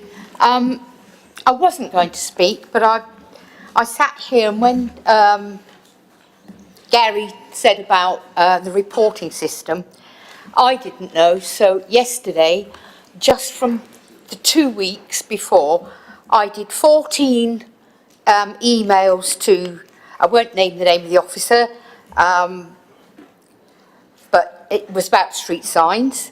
I did 2 to the play areas, 2 to hedge cutting, 1 to the allotments, and 2 about the community park. Because I've been talking to our officers, and gradually they've been doing what they can. They tell me now that they can't do all of them because there's far too many. They're going to have to do some of the work this year and some next year. But I think I was told there's no problem. You said there's no problem. You've got all these, it's wonderful. No, it isn't. There's all the emails that I had to send within 2 weeks. And it's not our workers and it's not our officers. They're not getting enough workers and they're not getting enough resources. And the reporting system really does need looking forward to. And we ought to look on it on behalf of our residents, because we care, they care, but we should show them that we care. And we're not showing them where we care when we see all the mess about, when you see street signs you can't even read, when you see graffiti over. You know, really, we've got to wake up and do more. Well done. Thank you, Councillor. Right. Okay, we're going to vote on the motion. I'm sorry, you've got to say it again, don't you? I'm not going to say it again. What I'm going to say, Mr. Mayor, is that, you know, George would tell me off for this, but you think about, you stand in this chamber and we represent all our communities and we do talk to our residents, we all do. We have different conversations on different issues that they raise, but one of the biggest postbacks that is consistently coming through at the moment is the quality of the environment in which people are living. And we do not want to talk our areas down. I don't want to talk Oakridge on Norden now. I'm so proud of it and proud to represent it. But what I want is the council to recognise that there's a genuine issue here with the amount of workforce we have to deploy across our borough to keep the standards that our residents expect. We aren't making this up just because you've got 6 complaints on your system. The system doesn't work. You don't record emails. Residents have given up. Residents keep telling us, I ring, it doesn't get done, it doesn't get recorded, I don't bother anymore. That's a genuine issue. And it's not just the council, that also applies to Vivid and Sovereign as well. It applies to the housing associations and how frustrated they are with the housing associations. This book does not just stop at this council's door. It is for all those people who are responsible. And our operatives are brilliant. They do go onto private land and deal with it when they have to, because nobody else will. And I absolutely commend them for that, because in those circumstances, when those residents have got no one to turn to, it's our borough officers that step up to the plate and do the job, and well good to them for doing it. And I'll back them all the way all the time in that regard. Of course I will. But what I also know is that there aren't enough of them at the moment to do the job that's required to get to the standard that our residents deserve. And it's no criticism of anybody, and it shouldn't be taken politically in that way. What it should be is an issue raised, as we are doing, with the budget round coming up, with a request to find more money, to employ more staff, to do the job we want to do, and not just about machines, and not just about efficiencies. That has an element to play, of course it does, but it's not the whole answer. And if we are serious about listening to our residents, we absolutely are serious about listening to our residents, then they do deserve better than they're getting at the moment. And I want this council to hear that message loud and clear. Our officers do, and we tell them daily almost about the issues that are raised with us as councillors. I mean, others have talked about the number of emails that get sent. I could show you an inbox full. And they do respond. But it is a response. It's a reaction to. It's not a progressive plan to actually deal with on a year-by-year basis the standard that we want. So please take this seriously. Please support the motion. And I would just say one other thing, and it relates to Buckskin, and how good our staff are.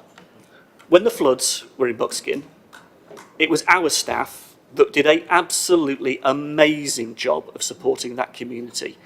And I absolutely commend them for everything they did.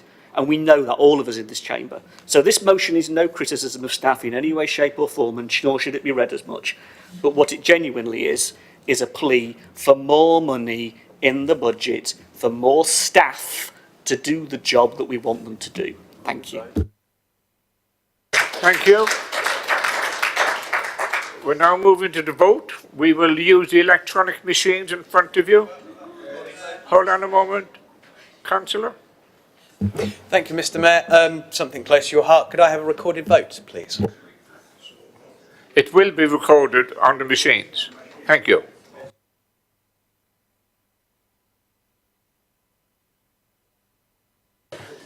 So we're going to use the machines.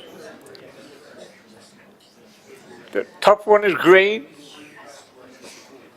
and the second one is red, and the abstain is yellow. Please vote now. Say again?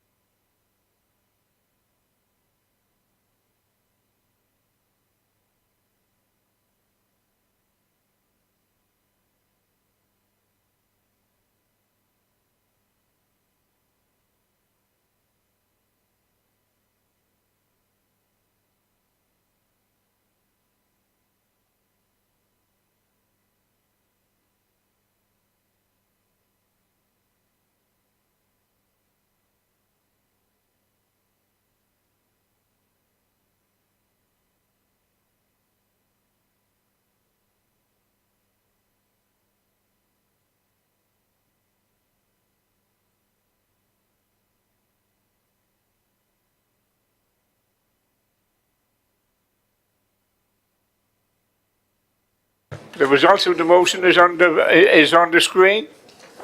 30 votes against, 20 on something, was it?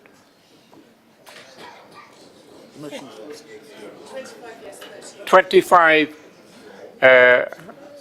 for the motion, 30 against. So the motion is lost. Okay? The motion is lost. Okay.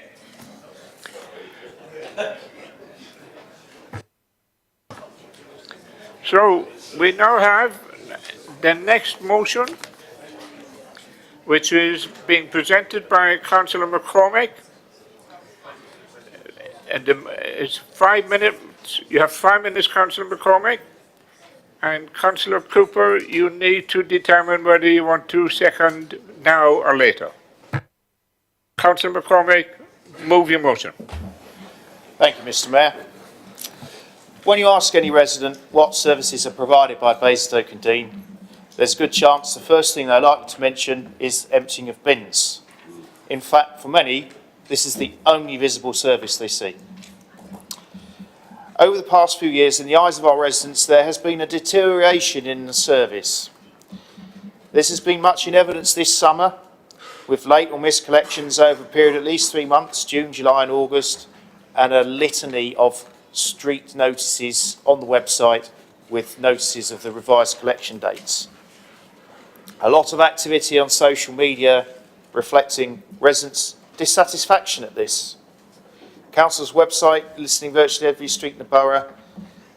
This went on for several weeks, knock-on effects throughout the week, making things worse if your collection is due at the end of the week.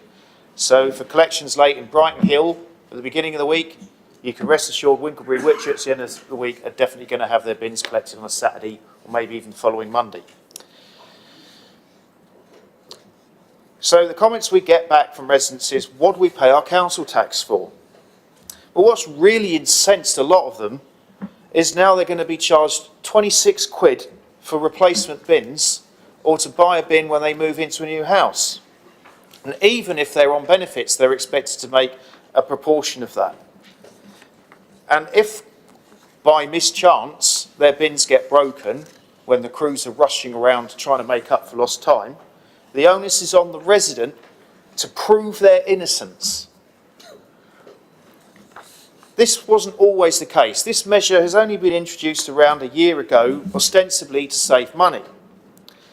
We had around 850 new homes built last year. That saved us £22,000. In the annual budget, that's so small, it's virtually infinitesimal. It's 0.0017% of the budget. We asked how many new bins have been issued. We didn't get an answer. The department couldn't give us one. But the answers that we do have is, for most, £26 is a significant amount of money to find from their weekly budget. And worse, if they don't have a bin, they won't get their waste collected. We're just changing bin contractors. As part of this change of contract, we're lending them £5 million to buy new vehicles. That's 100% of our income for council tax in the annual budget. Lent to a private company, some of that will end up in their shareholders' pockets. If only the public knew that. I wonder what they would say. Yet we can't afford £25,000 to replace residents' bins. I've been told residents own their bins and therefore they have to pay for them. But there's two flaws in that. Number one, that wasn't the case that they had to pay 2 years ago. Number two, if you own something, you're expected to take it with you when you move house. And are we really saying that residents should pack their bins away when they move house? Of course, we also give green bins away for free. So if residents want to save money, they can always get a green bin and paint it black. All it costs them is the cost of a tin of paint. All we're asking in this motion, given the manifest resident dissatisfaction over the past few months, that this matter be referred to the CEP committee and we find this £25,000. It must surely be possible in a budget of 133 million to assuage our residents' concerns. Because frankly, they feel insulted that not only are they paying their council tax and they're not getting a very good collection, they're having to pay extra again just to get the bin in the first place. Thank you. Thank you. Councillor Cooper, have you decided if you want to second now or later? I'll go now, thank you. Okay, well then, we have a second maiden speech. All in one night. Yeah, thank you. So I just wanted to follow up what Councillor McCormick was saying, and we have a high percentage of low-income families in the borough, and where our ward in Winklebury, we're having a lot of bins that are being stolen at the moment. and the residents can't afford to replace them. It's either a choice of, for some of them, food for their children or buying a new bin. So my worry is what's going to happen to the rubbish? Are we going to end up with tons and tons of black sacks dumped everywhere? You know, as a borough, this is the administration of this is going to be a huge cost. And 26% of the contact centre's time at the moment is being charged to the household waste department. And, you know, I feel with this happening, it's just going to increase. Thank you. Thank you very much. Can I have Councillor Hussey first, please? Thank you, Should I Mr. say Mayor. next? I like this motion, and I like it for one big reason. It makes sound business sense. We've got a new policy. It's been running for 6 months. We've now got a lot of information, a lot of data. It's now a good time to look at the policy and look at its effectiveness and the impact that it's had on our community. It's very difficult to get figures, as we know, but I managed to get today figures from the contact centre, and this is about requests from people on benefits for replacement bins. Replacement because they're missing after a collection or damaged, one new occupant and new property. There's only been 27 in the last 13 weeks, for which we received a princely sum of about £350. That's only £1,500 in a year if you extrapolate those figures. So the impact on our income is diddly squat, but the impact on the people on benefits, that's something that I think the review should look at. I've got one hypothetical example here of a single person on housing benefit getting about £120 a week on housing benefit. But it's a 2-bedroom property, so they lose £15 on the unused bedroom. So we're now down to £105. If they want a replacement bin costing £13, that's a huge impact on a weekly income of only £105. That impact on somebody on benefits is huge. So I would like the review to take place and to look at the impact on some of the people who are less fortunate in this borough. But £1,500 a year, why are we bothering to charge them? By the time we sent them receipts with postage, it's not even that much. So I'll be supporting the motion for a review. No commitment on budgets, it's just a sound business proposition to look at the impact and the efficiency of the policy and whether it needs modification or not.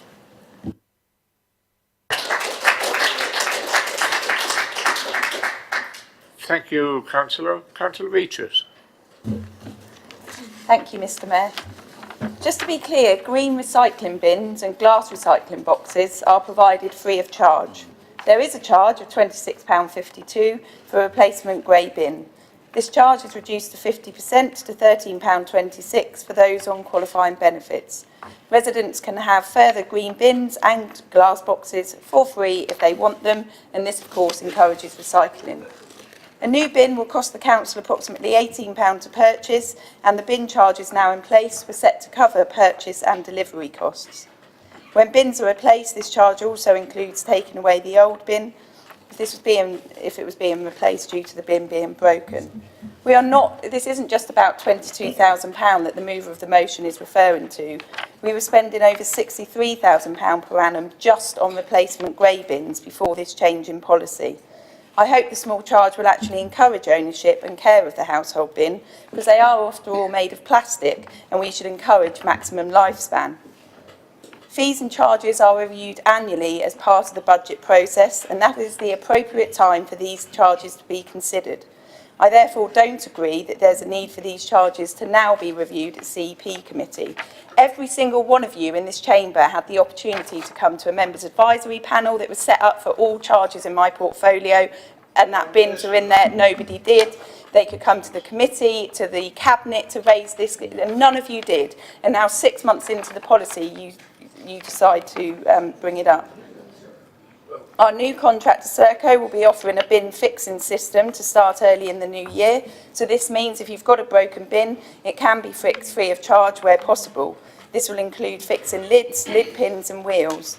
Compared to other authorities, many of whom charge for bins, our prices are actually low, and many do not offer these concessionary charges that we do. Just a few miles up the road in our neighbouring authority, a new bin costs £36.74.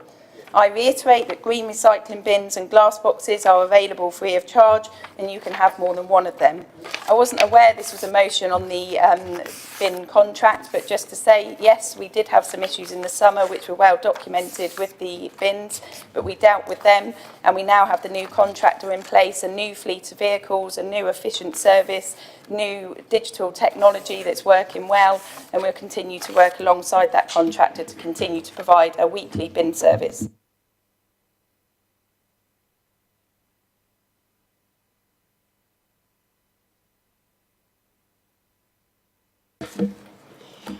What worries me is I don't think you actually get it. If you're living on a really low income, to actually pay for a new bin, nearly £14, is a massive amount of money. We have people in this borough who are struggling, really struggling to survive at the moment. Those are the people on benefits, but we also have people who are working poor, who are working and having many jobs, but they're expected to pay for a new bin, which is going to be £26.53 or £28 if they have a big bin. That is a massive amount of money, and I don't think you actually understand how difficult it is for people to find that money. There's a sort of, it's almost out of your consciousness. I don't think you really do understand it, and I think you should. I think you need to understand how difficult that is. We have people that are being asked, they're moving into temporary accommodation, and they're being expected to pay up for a bin before they move in or before they're able to use the service. There are many people that are moving into new accommodation now, and they're expected to pay for a bin, otherwise their bins won't be emptied. And I just think that's appalling. When this decision came through, and we didn't support the budget, we didn't support this. This is a part of, I'm being told, this is part of efficiency savings. And this is a requirement you have put in place. This is wrong. This is really wrong. An older person during the election came up to us, he's lived in the borough over 50 years, and they were really shocked that their bin was damaged. They're a really smashing couple. They wouldn't have damaged it themselves, but they had to pay for the bin. And they had to pay they couldn't get their bin back. They lost their big bin, and they had to have a small bin in its place. So they had to pay their £26.53p. But they lost their big bin. I mean, now also, if you think about it, people that are using bins, and those small bins, because you're only able now, if you move into a property, to have a small bin. So now they're not able to recycle. I mean, I was recycling a lot of mixed plastics, a couple of bags a week. That now has all got to go into my bin. And so people in these very small, with these small bins, because they're not going to have large bins, are now going to have to put that mixed plastics into that bin. But what I want to really talk about is the way that you always, and this is what you do all the time, is you say, other authorities do this, so it justifies what we do. I remember when you increased burial charges, I mean, a massive increase in burial charges. So you told us Newbury was charging this, and it was a justification for what they're doing. I don't think we should be, saying that. I mean, what we have to do is look at what we're doing in Basingstoke. We didn't charge for a bin. Great. That's amazing, isn't it? And we weren't charging. We're a wealthy borough. We've got a lot of money. We shouldn't be charging our residents. They pay their council tax. If you want your bin emptied, you need a vehicle or something to put it in. And we don't have that at the moment. And to expect everyone that's moving into a new property to have a bin is, in my eyes, is wrong, is really wrong. What if they can't afford that? What do they do? And people are ringing up the contact centre saying they can't afford it, but still being expected to pay that. And we should be making it. I just think that we shouldn't be expecting people to do that. What I would ask is, please look at this again. Let us take this to committee and look at it. If you look at the budget at the moment for the new Serco contract, they're going to be charging nearly £78,000 for us to purchase, store and deliver any new bin. That's a massive amount of money. Surely we should look at that when it was only 44,000 when we were looking at Viola. I mean, that's an incredible increase. We should look at that. All of this should be looked at. And we should be looking at whether we should be waiving this charge for those people on benefits. And is it really something that we want to do? And the other thing I want to say is nobody has contacted me as a bin owner to be told that now that bin belongs to me.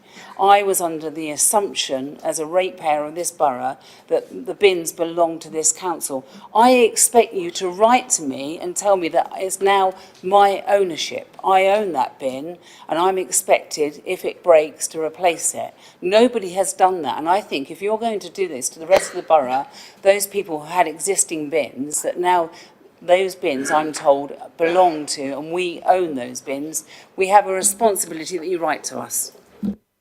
Thank you. Councillor Regan. Thank you, Mayor. When I am here, a Tory cabinet member defending indefensible, I think of George Orwell. Two things about George. He wrote two masterpieces. One English and Politics in the English Language, and 1984. Let's take 1984, when Winston Smith comes home from work, goes up to Victory Towers to his flat, can't turn the telly off. A bit like now, isn't it? The telly says to him, there's been record production in razor blades. He goes to his bathroom, there are no razor blades. So it's politicians and lies. We come now to the ridiculous situation where we pay council tax. Everybody pays council tax, whether they're on benefits or not. Are now being charged for a bin. It's unbelievable in a council with assets of what we've got that we're going to punish the poorest in society. But that's been the old realm of this Tory government and administration with universal credit and the welfare bill. Everything is to make them pay for the crisis in capitalism which happened 10 years ago. Yes. So all this motion is doing is not saying, like I would say, scrap the charges, we can afford it. It's saying bring it back to the committee, and that's what their scrutiny committee is for. And actually, cabinet members are supposed to take note of scrutiny committees, but they don't generally. And that's probably why we don't go along to everything, because we're always totally ignored. So I would say I'd make a plea to scrap charges. Bring it back to the committee. Let's scrap charges for everybody, and certainly not be punishing the people that are the most vulnerable in society, which seems to be a mantra for this Tory party. Thank you. We now have 1, 2, 3, 4, 5 speakers that want to speak. We have 7 minutes left. Could you speak, please, quickly or shortly? Either would work well. Thank you. Councillor Taylor. Taylor. Thank you, Mr. Mayor. I think, like many here, the issue about people on benefits is of concern. For most of us, and for most of our residents, the cost of a bin is probably just a coffee and a cake with a mate at lunchtime. But if you are on benefits, relying on food banks, it's a little bit more than that. That's probably half your week's food bill. This is a bit like the pension scheme, isn't it? Sometimes it's best just to have something that is universally free. It cannot possibly be cost effective for us to be collecting this low level amounts of money. Every one of these payments have got to be collected, charged, our credit card charge part of the bill has to be paid for. For people on benefits, we're allowing them to pay a smaller amount and a little bit a week. A bit like we're a Basingstoke version of Wonga. I mean, what is that about? It's not effective and it's not fair. Also, we only allow people to buy bins from one place, us. Are we really the trading shop on the reservation? Thank you.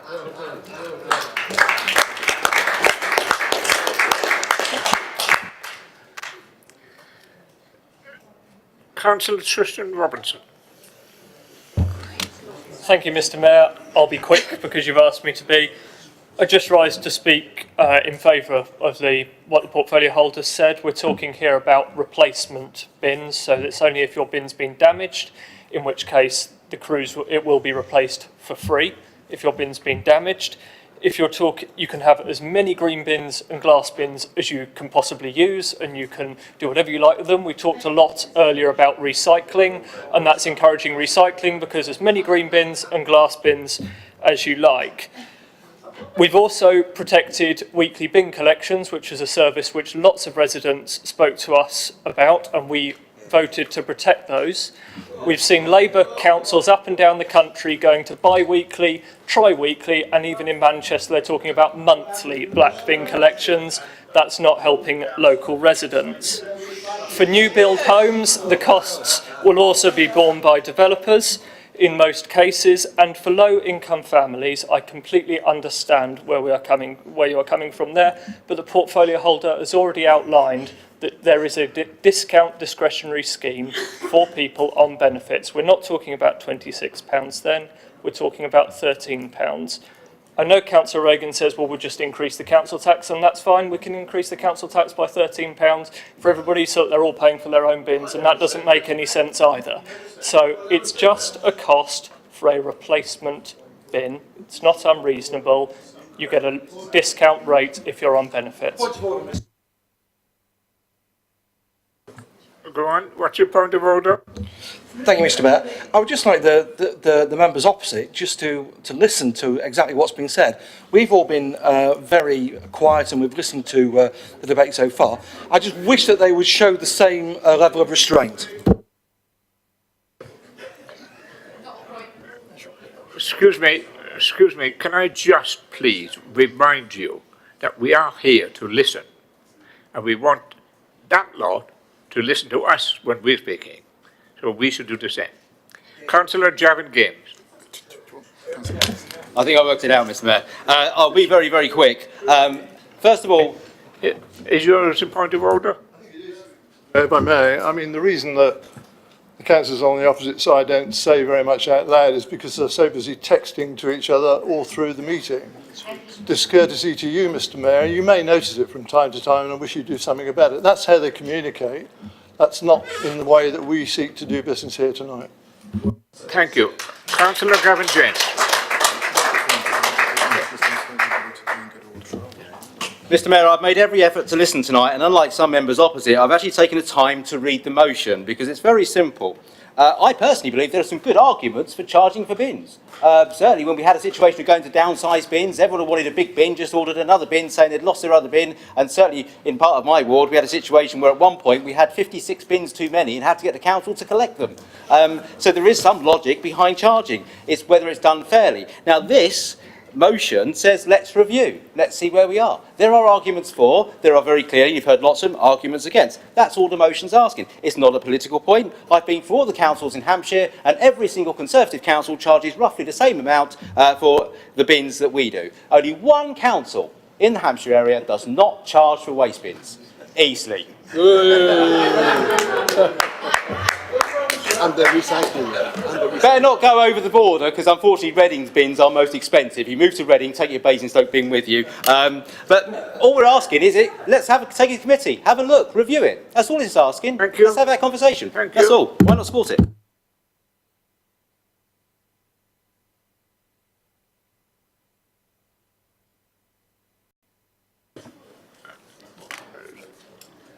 You have a point of order? Well, just because the bins belong to us, when you do move to Reading, you can take your dustbins with you. That's not a point of order. That's a viewpoint. That's not a point of order. Please, give me a break. Give me a break. Councillor Rebecca Bean is next. Thank you, Mr. Mayor. I too will be very brief. The motion specifically makes reference to residents in new builds having to pay for the cost of their grey bin. Having recently purchased a new build property, I found myself in that situation. I have heard no complaints from any other resident around having to pay for that charge. I think their only concern was what would happen in the interim until the bin was delivered.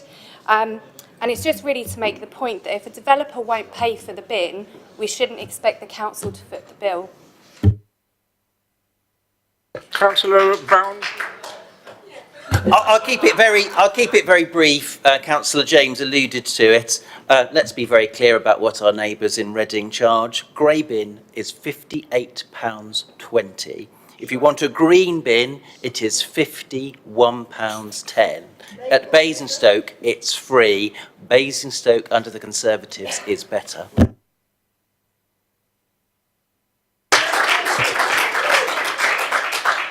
Listen, if you're just going to repeat, we're good and we're great, that's fine. But don't waste our time like that, please. Excuse me. Venetia, it's your turn. I know. Just one thing I would like to pick up is I am going to be moving. I won't be standing. The new property that I'm going to be taking doesn't have any bins. You can't buy a bin. You have to buy plastic bags from an information office in Fordingbridge to be able to put your recycling in a clear bag and your waste in a black bag. If you don't have the right bags, it won't be collected at all.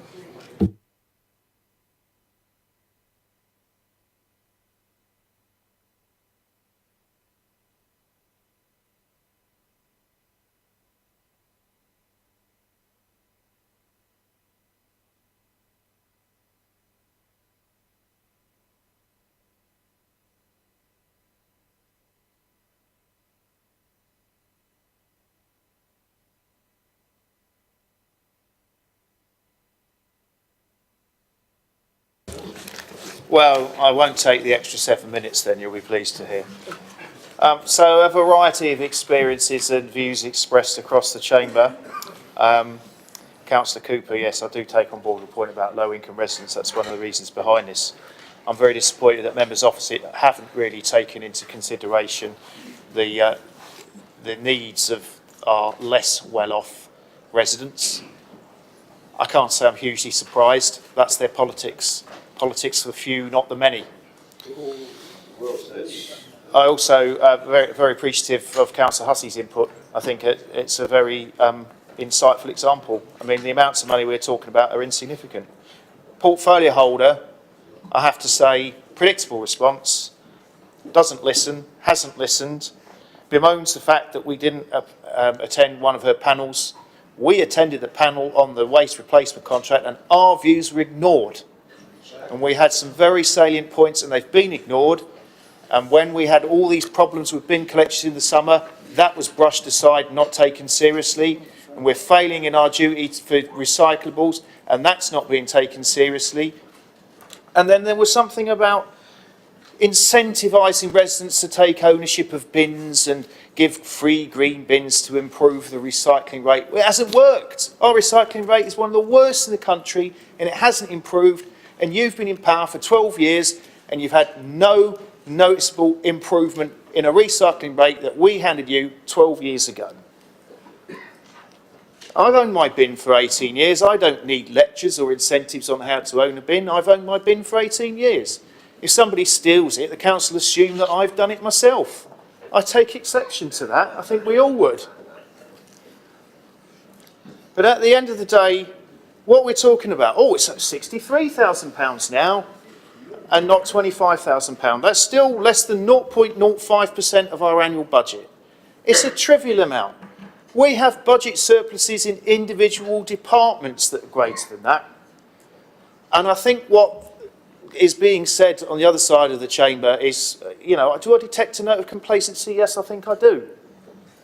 We're not charging as much as other councils. What kind of, and Conservative ones as well, Hart charge more than us? Yes. And then we had a member opposite going on about us interrupting, and then they're doing the same. Well, what does that say? Hypocrites. So I'll put this to the vote. I wouldn't be hugely surprised if I know which way it goes, but I would like it recorded. I assume it is recorded as an electronic vote. and our residents will take note of that. Thank you. Thank you. Thank you, Councillor McCormick. You didn't take your 5 minutes, and that's helpful. So now we're going to use the electronic machines to vote so that we'll have a recorded version, and all vote now, please.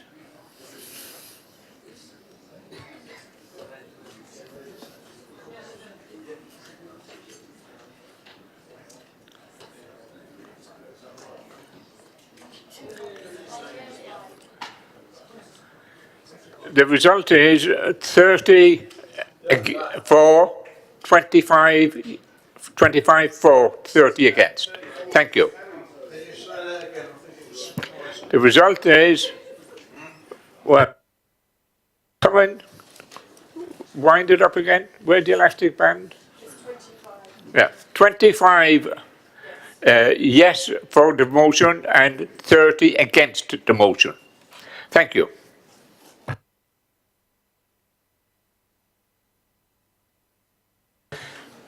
As you well understand, of course, the motion is lost. Thank you.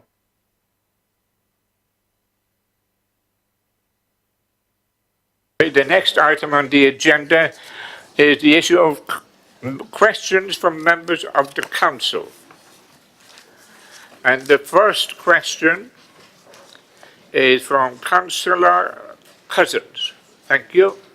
Off you go, Councillor. Thank you, Mr. Mayor. It's to the portfolio holder responsible for regulatory services and the environment. On the 11th of October, she had decided to remove the ability for residents to recycle certain plastics at all of Basingstoke Springbanks. Could she tell us when she had first knowledge of the problem prior to making the decision? Thank you, Councillor. Officers were told by the contractor late on Friday the 28th of September. That I was then told the following week. We were told that the contractor had no market, material was going to incineration and not locally. Yes, I did take a decision. I didn't take it lightly, but I wasn't going to allow residents to drive to a car park thinking they're doing a good thing, making an unnecessary car journey, causing air pollution, putting plastics in a bank that are going to be collected by a lorry and driven up the motorway to be incinerated. Whereas if they got put in the black bin outside their house, they would be incinerated anyway. I'd rather them be incinerated, which is more environmentally friendly, than them going off to an unviable market and ending up in the sea. Officers have been working extremely hard to look at other contractors because, yes, I do accept that recycling is better than incinerating, and if we can recycle, I will encourage that where possible. However, we've looked at other contractors and it's just not possible. One contractor did confirm that they accept mixed plastics at curbside, but they actually told us that they extract out of those mixed plastics the bottles, because bear in mind there is a proper market for bottles. There's a very good market for bottles, and our residents can put any plastic bottle-shaped things into their green bins and should continue to do so. However, they then take out margarine tubs because they have a market for that at the moment. But then the remaining plastic those authorities collect, and that contractor collects on behalf of those authorities, is sent for incineration. So this is not just a Basingstoke issue, this is a national issue. We then asked that contractor if they would therefore take over our recycling banks, and they said that their processing facilities were at capacity at the present time, but even if they were, they wouldn't be interested in the material as it didn't contain a significant proportion of bottles, because our bottles go into a different waste stream in your green bin. And it's the bottles that make the recycling of mixed plastics viable. There's only one other city in Hampshire that take these plastics, and that's Southampton. And if you read their local paper this morning, you would have seen that they've also now decided to close their plastic banks because there's not a market. I can assure you that officers will absolutely continue to look and monitor this market. If they tell me there's a viable market that is going to a sustainable market and being properly recycled, then that's recycling banks will be put back. I think that covers a lot of things.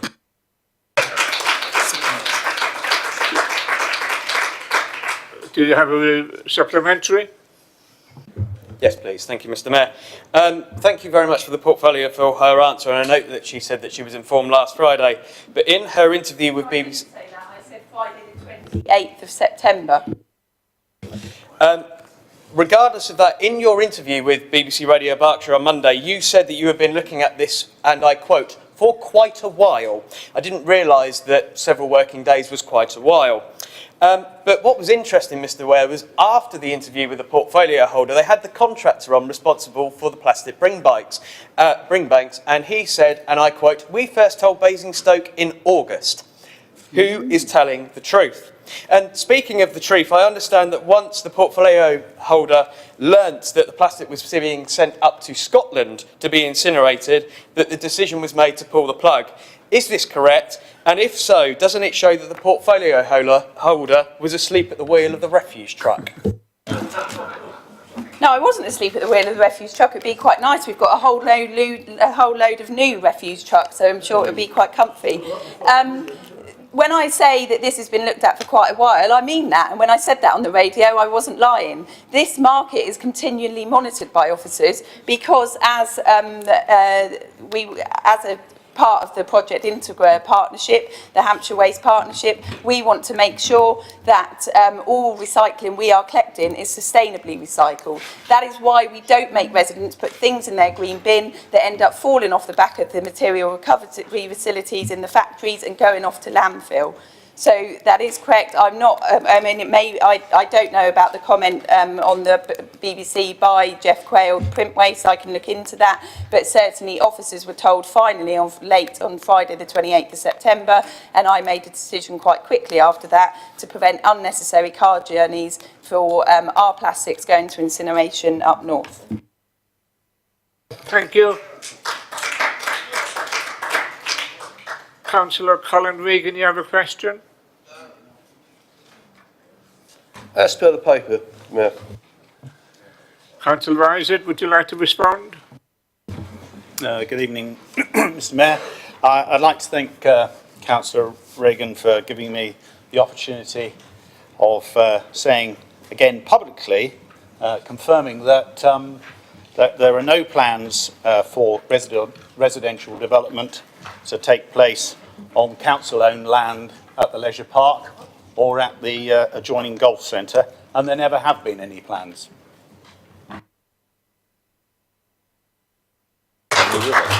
Councillor Regan, do you have a supplementary? I do. And why did in our briefing and our presentation here a couple of weeks ago? Why was residential properties mentioned then? And actually was I think a slide.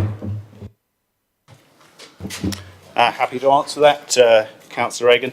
As you know, the presentation to councillors was a presentation of embryonic ideas. It was exploratory. And it was a case of blue sky thinking, and in this case I think it was rather too much in the way of blue sky thinking. But I've told you it's not a plan of this council's to look at residential development on the leisure park or on the golf centre. Thank you, Councillor. The next question is Councillor Harvey's. Thank you, Mr. Mayor. Could I ask the Deputy Leader, please, when did the Council first know that the Dublin Town Post Office was proposed for or under the threat of closure, please?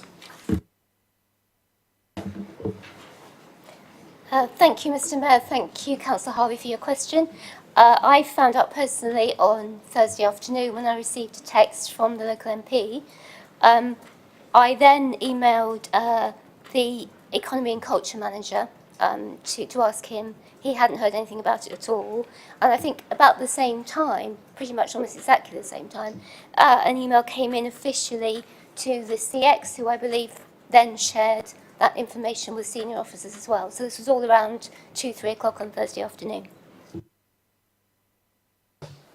Thank you. Thank you, Mr. Mayor. Yeah, I am interested in what our property services team may or may not have known as well, and I'd appreciate a response in writing from whoever as when they may or may not have known in the context of this. I appreciate the list you've given me, Deputy Leader. I guess the concern that residents have got, the concerns that have been expressed, is lack of consultation, lack of engagement, and I think we demand and deserve to see that. I think the other issue is what's going to happen What we would not want to see is more flats or more residential going into the top of town in an excuse for such buildings and such services. There is a question mark over Article 4s and the steps this council take to protect Basingstoke, we protect Chinham Business Park. The top of town deserves the same quality. And then I guess really in terms of the town centre, I would like a response in regard to, for example, the top of town traders' response recently. They are very worried about the new town centre that we're building a couple of miles up the road on the leisure park. And in the context of that, this decision does not help our top of town. And we care passionately about our top of town, as I'm sure you do. So in that context, the top of town traders are concerned about being undermined, and such a decision as closing the post office would do that. And that deserves a proper response. I guess the bottom line comes to a statue of Jane Austen isn't going to save the top of town when the post office is closing. We need to see far more than that. And I hope to see it forthcoming from the Cabinet member.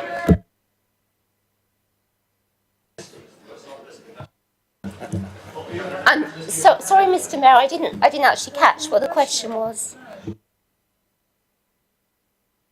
It's on the record, Mr. Mayor, and I hope the officers did get it. It's on the record on the webcam, and I would expect an answer to it, please.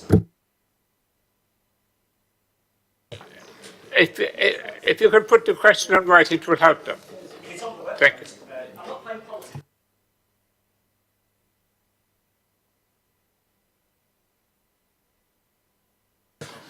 Next question from Councillor Taylor. Mr. Mayor, I'm very happy to respond to Councillor Harvey now, if I can be clear what it was he was asking me in the supplementary question. I'm sorry, I'm not going to be an interpreter of everybody's question and everybody's answer. He's made his point. You can see it on the webcam as well as I can, of anyone else or any officer. In that case, Mr. Mayor, I'd like to respond now to what I heard, which wasn't all of it, but to what I heard and understood from the question. I don't understand what you want to make a response to what he said. Yes. Well, go on then. Right. Thank you, Mr. Mayor. Thank you. So, just to be clear, I believe Councillor Harvey was suggesting that we need to work with the Top of Town Traders Association. He was talking about the need to protect the top of town. Of course, absolutely. That is a key priority of this council. We are already talking to the BID, who represent not just the top of town, but the whole of the town centre, who are all concerned about what may happen to the post office, and we're working with them already. In addition to that, we are really concerned also about what this may mean in terms of diminution of services to our residents. And I think it would be really helpful, actually, assuming that we all have those concerns across the chamber, that we actually work together to achieve those aims and to respond as a council to the consultation, rather than making cheap political points. Thank you.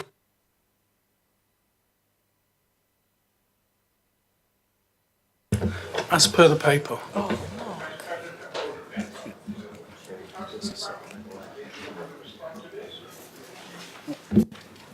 Thank you, Mr. Mayor. I'd like to thank Councillor Taylor for his question, as it gives me an opportunity to explain what I have already done since this announcement was made. In the past few weeks, I have had meetings with Brighton Hill School and Hampshire Football Association. Assuming that the facility does close as announced after the 16th of January under the terms of the lease, the building and pitches would transfer back to Hampshire County Council. I am aware that Hampshire County Council have been approached by a number of interested parties wanting to discuss options for the future of the site. During conversations with Hampshire Football Association, they have explained the situation regarding historic approaches that have been made to acquire the facility and how the Power League have since let the facilities get into a poor state of repair. So everyone should be aware the site needs some significant investment in the replacement of the playing surface and potentially the current building. I suspect we all welcome the fact that parties are interested in the football facility, and we will keep in touch with relevant officers at Hampshire County Council. I commit to ensuring Brighton Hill councillors are kept up to date. I must also add we are looking forward to new artificial pitches opening in the borough this year at the Vine and Tesbourne schools, and further pitches are planned for next year. Thank you very much, Councillor. Do you have a supplementary? Mr. Mayor, my main question for doing this, for the last 10 years, I've been a coach at Winkleby Wizards. Most of my boys go to the Power League. You may have the 3G pitches, but it's the price. The kids go in half terms coming up now and the summer holidays go there, it's £3. It's £3 all day. The kids have got somewhere safe to play. Once that goes, it's gone. If you try and get these pitches now, I now rent on a Monday evening over at Everest. We have half a pitch. We pay £45 for 1 hour. So you look at what this company is doing for the local community, especially Brighton Hill, where there's very little for the people. So I would want the cabinet member to look at this carefully and not just give it to another company that's going to run it into the ground. Put investment there. These people are going to lose their jobs. It's not just because the pitch isn't working. There's people there going to be made redundant. We need to support this and not just support fancy hotels or fancy shopping centres. We need to support people on the ground, the real people of Basingstoke. Thank you.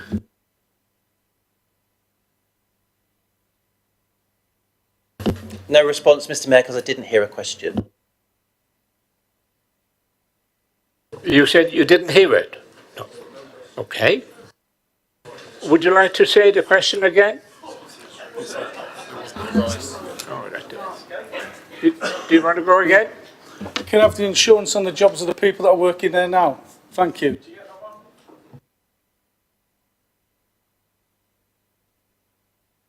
No, I don't think I'm in a position to give that assurance, Mr. Mayor.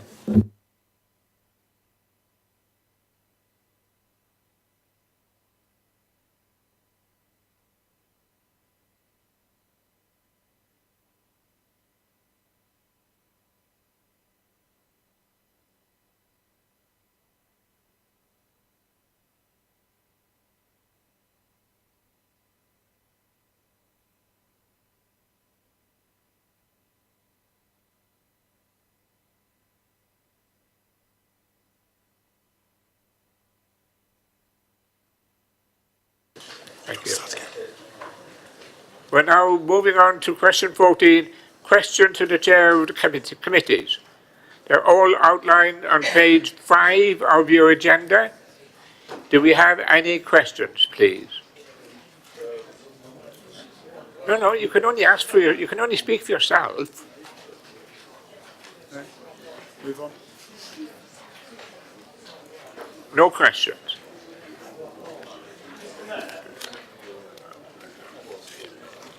Very briefly, can I beg your indulgence on this item? The item says questions to Chair of Cabinet and or a committee.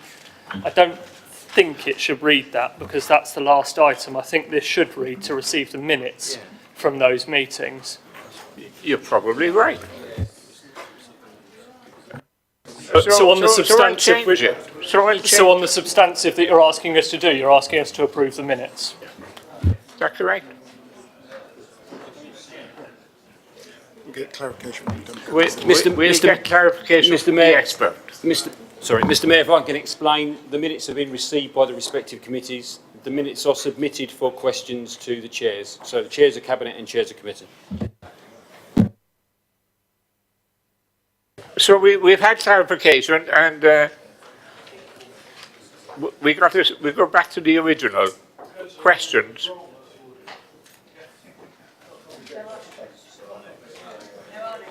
No questions. The next item is 15, exclusion of the press and public, press and the public. There is no such item on the agenda tonight. That completes the meeting. Thank you and good night. Thank you. Ladies and gentlemen, please be upstairs for the worship.